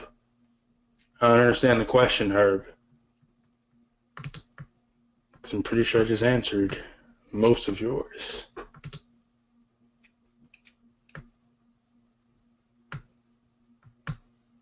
Let's see. I'm just going through the questions box, seeing if I missed one of your questions. I've only seen 1, 2,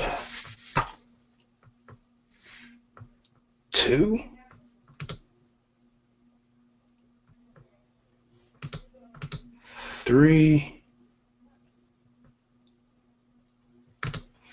4. So 5 questions, Herb, and they're all related around the same topic on how to sell a domain name. And then the steps are as follows. You got to make sure you actually, you know, did the research on it, see the appraisal value if you have as to buy, do some Wayback Machine related stuff. So you see if there was a website for it in the past, and then buy the domain name. Basically, once you buy it, then you just got to create the listing for it.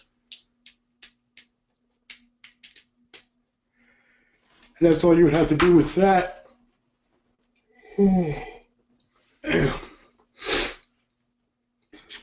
So.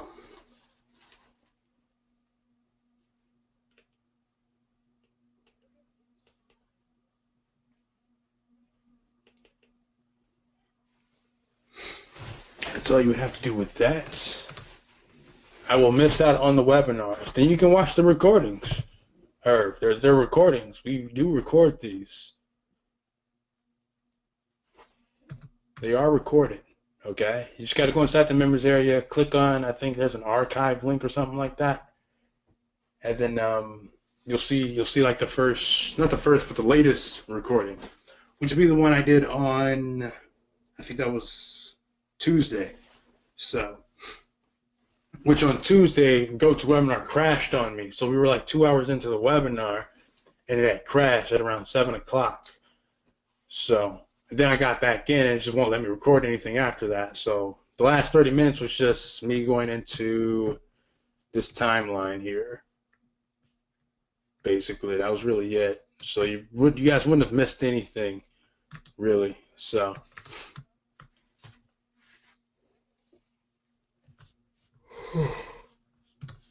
Man, I keep yawning like I've been up all day or something. You wore me out. My brain is full. Time to go to sleep. How did I wear you out? How does that work? Oh, man.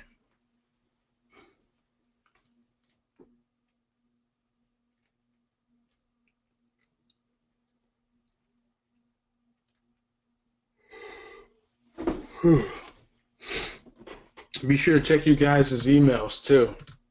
Information overload. Really, all I did was talk about the listings, man. I don't know how else. I don't know how in the world is that information overload. All I did was talk about the listings, dude.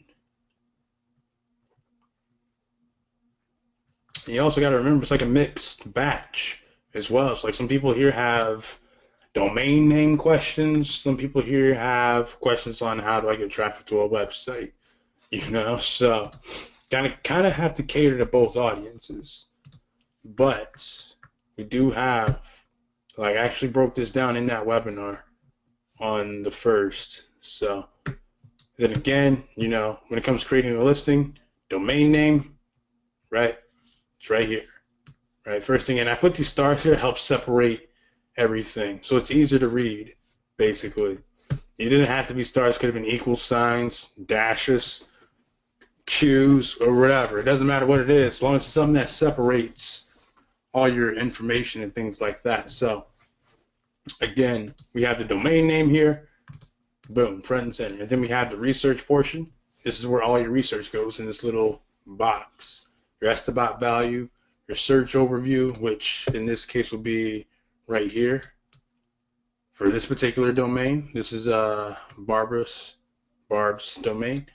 Okay, and then when we take this here, we throw that in there. That's basically all this is. I just threw it in there. And then the opportunity to make money is basically how you would monetize the domain if you built a website for it and things like that. That's where all this came from, Jack. How to monetize it. Okay. And then the related sales, which was easy. You just go to name bio and just type in your keyword or a word in the domain, basically, and then take the first 3 listings, because these are going to be the most recent because they're sorted by date. You got gun porn, pornogay.its, hot porn sex, porn star photos, sex porn teen. Then I just threw those in here along with how much they sold for. So gun porn sold for $3.90. I would say it sold for $3.90, basically. And then that would be it. I'll actually take that, then hop on over to Flippa, and I'll post this. And this here is just the title, basically. So in the title, I'm stating the domain, and then just like, hey, grab this high demand domain name while you can, basically. So that was all that is, Jack. So, yeah. Hope that helps, and hopefully that eliminates the info overload. But you got to think, domain name. Did you have the domain name in the listing, in the actual listing description itself? Good. Okay, did you have the research stats, how much it sells for, the Estabot value? I can even put those in there. All right, so Estabot value, we got here Estabot value, and then the, search stats, the ways to make money, how you would monetize the domain name, and then related sales. And that's pretty much it. Okay, I'll drop that in there one last time so you guys get it. And that's pretty much how we create the listings, basically.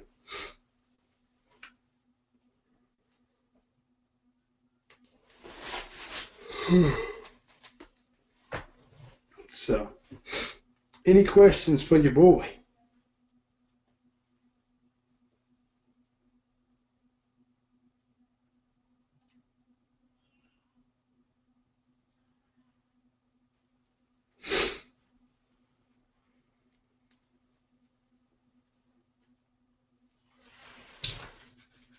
Let's see.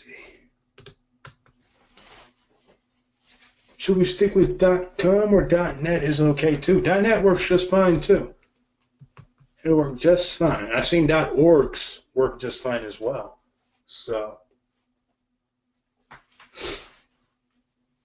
as long as it's a good domain name, that's all that really matters though at the end of the day. And then you can create a great listing for that domain name. You should be good to go.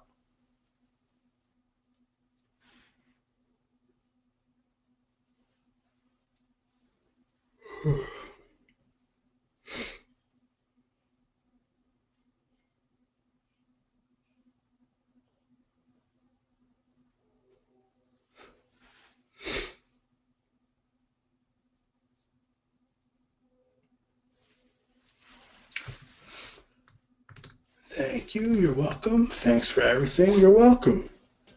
You're welcome.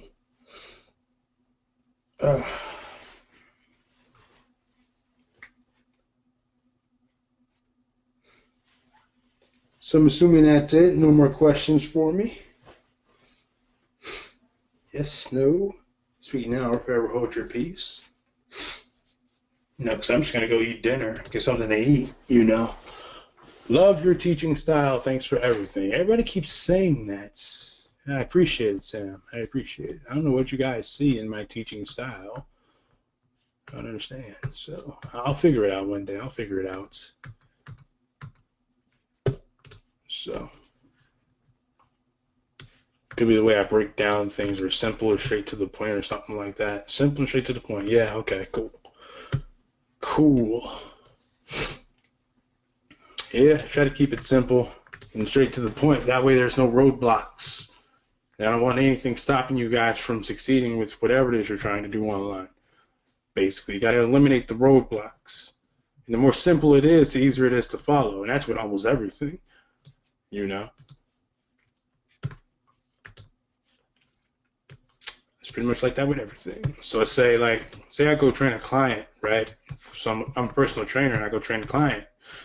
And, you know, I find that they're struggling with the nutrition aspect of things. It's like, okay, so how can we simplify this so that it's easy for you to follow? The easier it is for somebody to follow, the more likely they are going to follow it, basically. So if you say 27 steps to doing this, if that 27 steps can be broken down into 3, then we're going to go with the 3 steps instead of the 27, basically. So this is how I do things.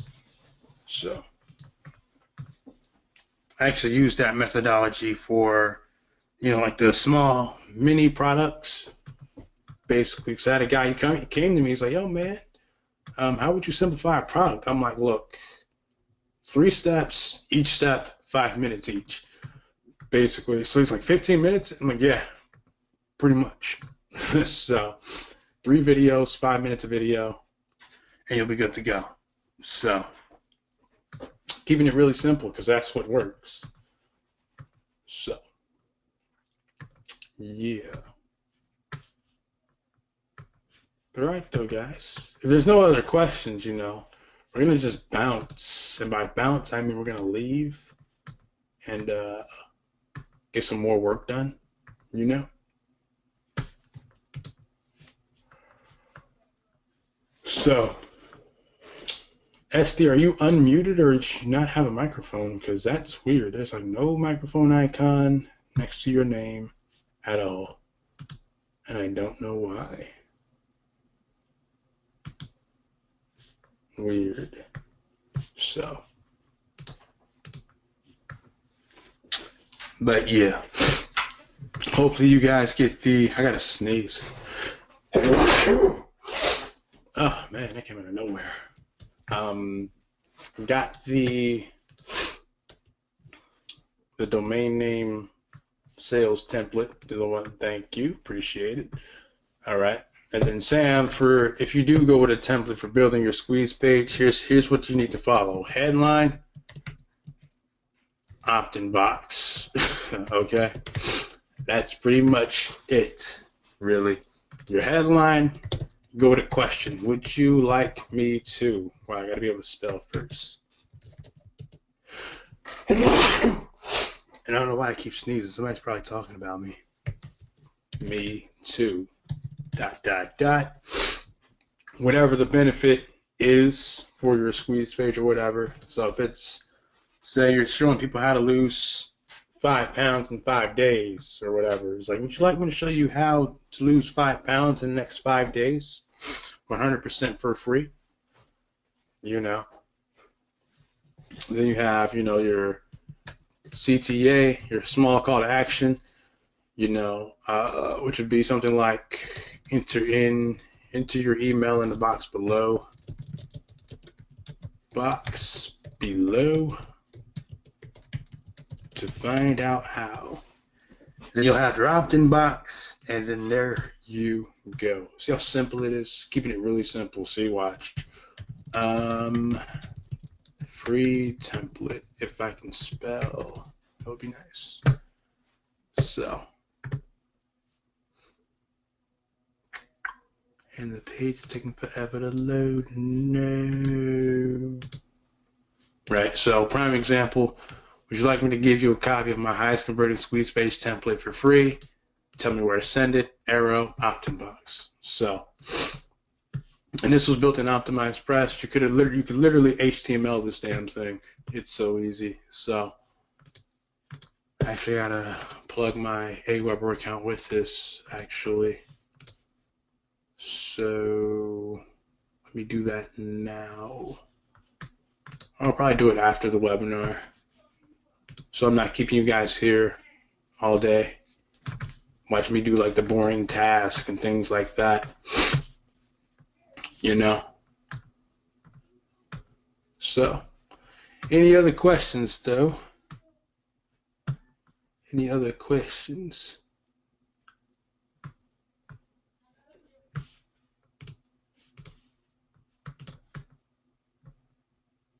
Anything at all? Anybody? I think I have another one too that follows that exact same sequence. If I can spell, that would be nice. So, again, here's another one. Would you like me to hand you a copy of my Millionaire Blueprint for free? Tell me where. There's something missing on this page, actually. I think the privacy policy stuff is missing. And then again, Arrow, email Optinbox. See, so that's how you would do that. Basically, pretty simple stuff.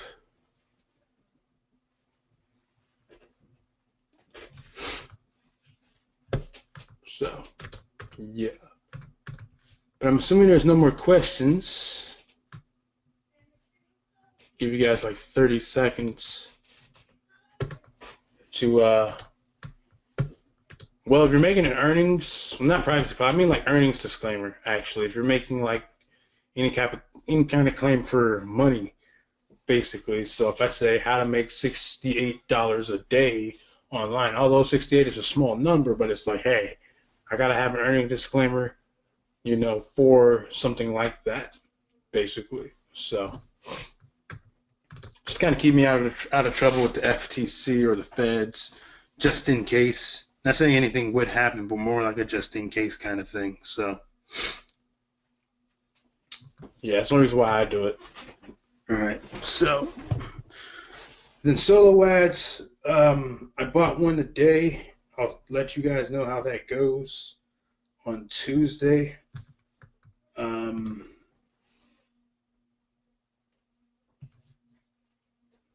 Is it a page that you build separately and link it to your landing page? The privacy policy, yeah, pretty much. It's its own separate page, or the earnings disclaimer, it's its own separate page. So in my case, this one's completely separate from my actual landing page. I just to make sure I put the link at the bottom, you know. So that's the earnings disclaimer, you know. So your earnings disclaimer can be something simple like, hey, there's no guarantee that you will make money with this system or with any of the information I teach you. Do your due diligence first before investing into any system that I may promote to you or something like that. And, you know, it can be very small. So,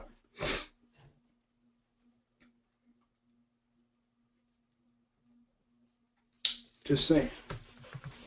You can also, I mean, if you have room, you can also put it at the very bottom of the damn page and not have any links to it. So,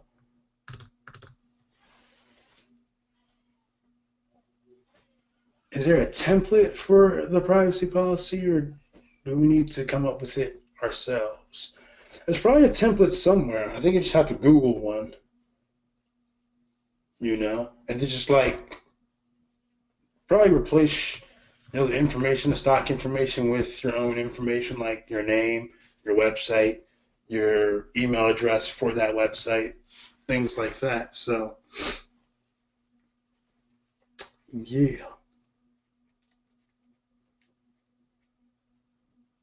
You know, I only have it in place because, like, depending on the traffic source for it, really. So, if you're buying silhouettes, you really don't have to worry about it too damn much. So if silhouettes was the route you want to go, you don't have to worry about it. If you're doing anything that is like direct, so if you're making YouTube videos for traffic, you don't have to worry about it that much. Silhouettes, you wouldn't have to worry about it that much. Because when you start diving into like the PPC side of things, like Google AdWords, Facebook ads, YouTube ads, Twitter ads, that's when those things kind of become necessary, basically. So, but for the most part, it's really nothing to really worry about. So, yeah. Hope that helps. All right, thank you. You're welcome. You're welcome.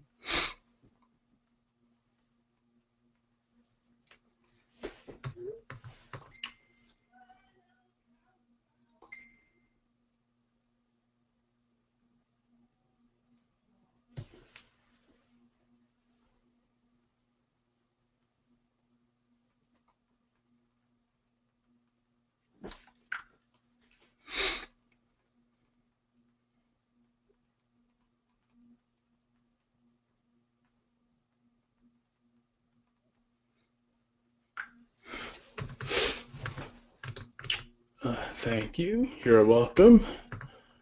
All right, so no more questions, no more Q&A. So, you guys are my Facebook, right?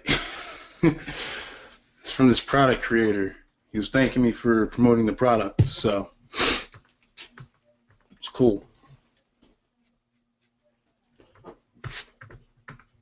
So yeah, we'll see. So no more questions for me, guys. Is that it? I can go get something to eat. I'm assuming that's where this headache of mine is coming from.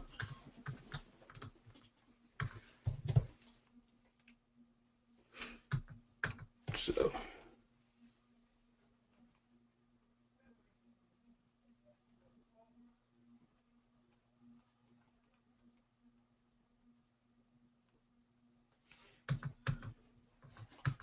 No more questions, huh? No more? All right. Cool.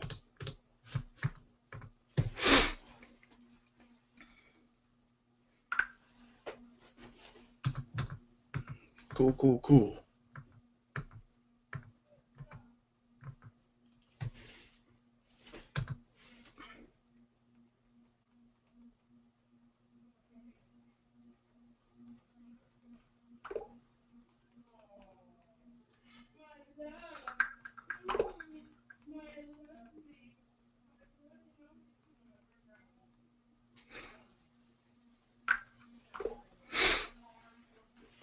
So, all right. Cool. Thank you. Thanks. All right. Cool, guys. So I'm gonna go ahead and go now. Gotta get something to eat, So thank you so much. Cool. All right. So, hey, we appreciate you guys staying on the call for this long. We really do appreciate that. And I say we, like me, myself, Jamie, and the rest of the team. We do actually appreciate you guys staying on with us for so long, putting up with our nonsense and our craziness. We really appreciate you guys. So, yeah, that's pretty much it for this webinar. You guys enjoy the rest of your week. Get some work done. And we will see you on Tuesday. Have something to give us, guys. Have something for us, all right? We like seeing people take action, basically. So make sure you have something for us so that we can actually help you out, get you to succeed as quickly as humanly possible, okay? So that's pretty much it for this webinar. I'm Isaiah, and Jamie's already gone. So, yeah, I'll talk to you guys on Tuesday, all right? Tuesday. See you guys later.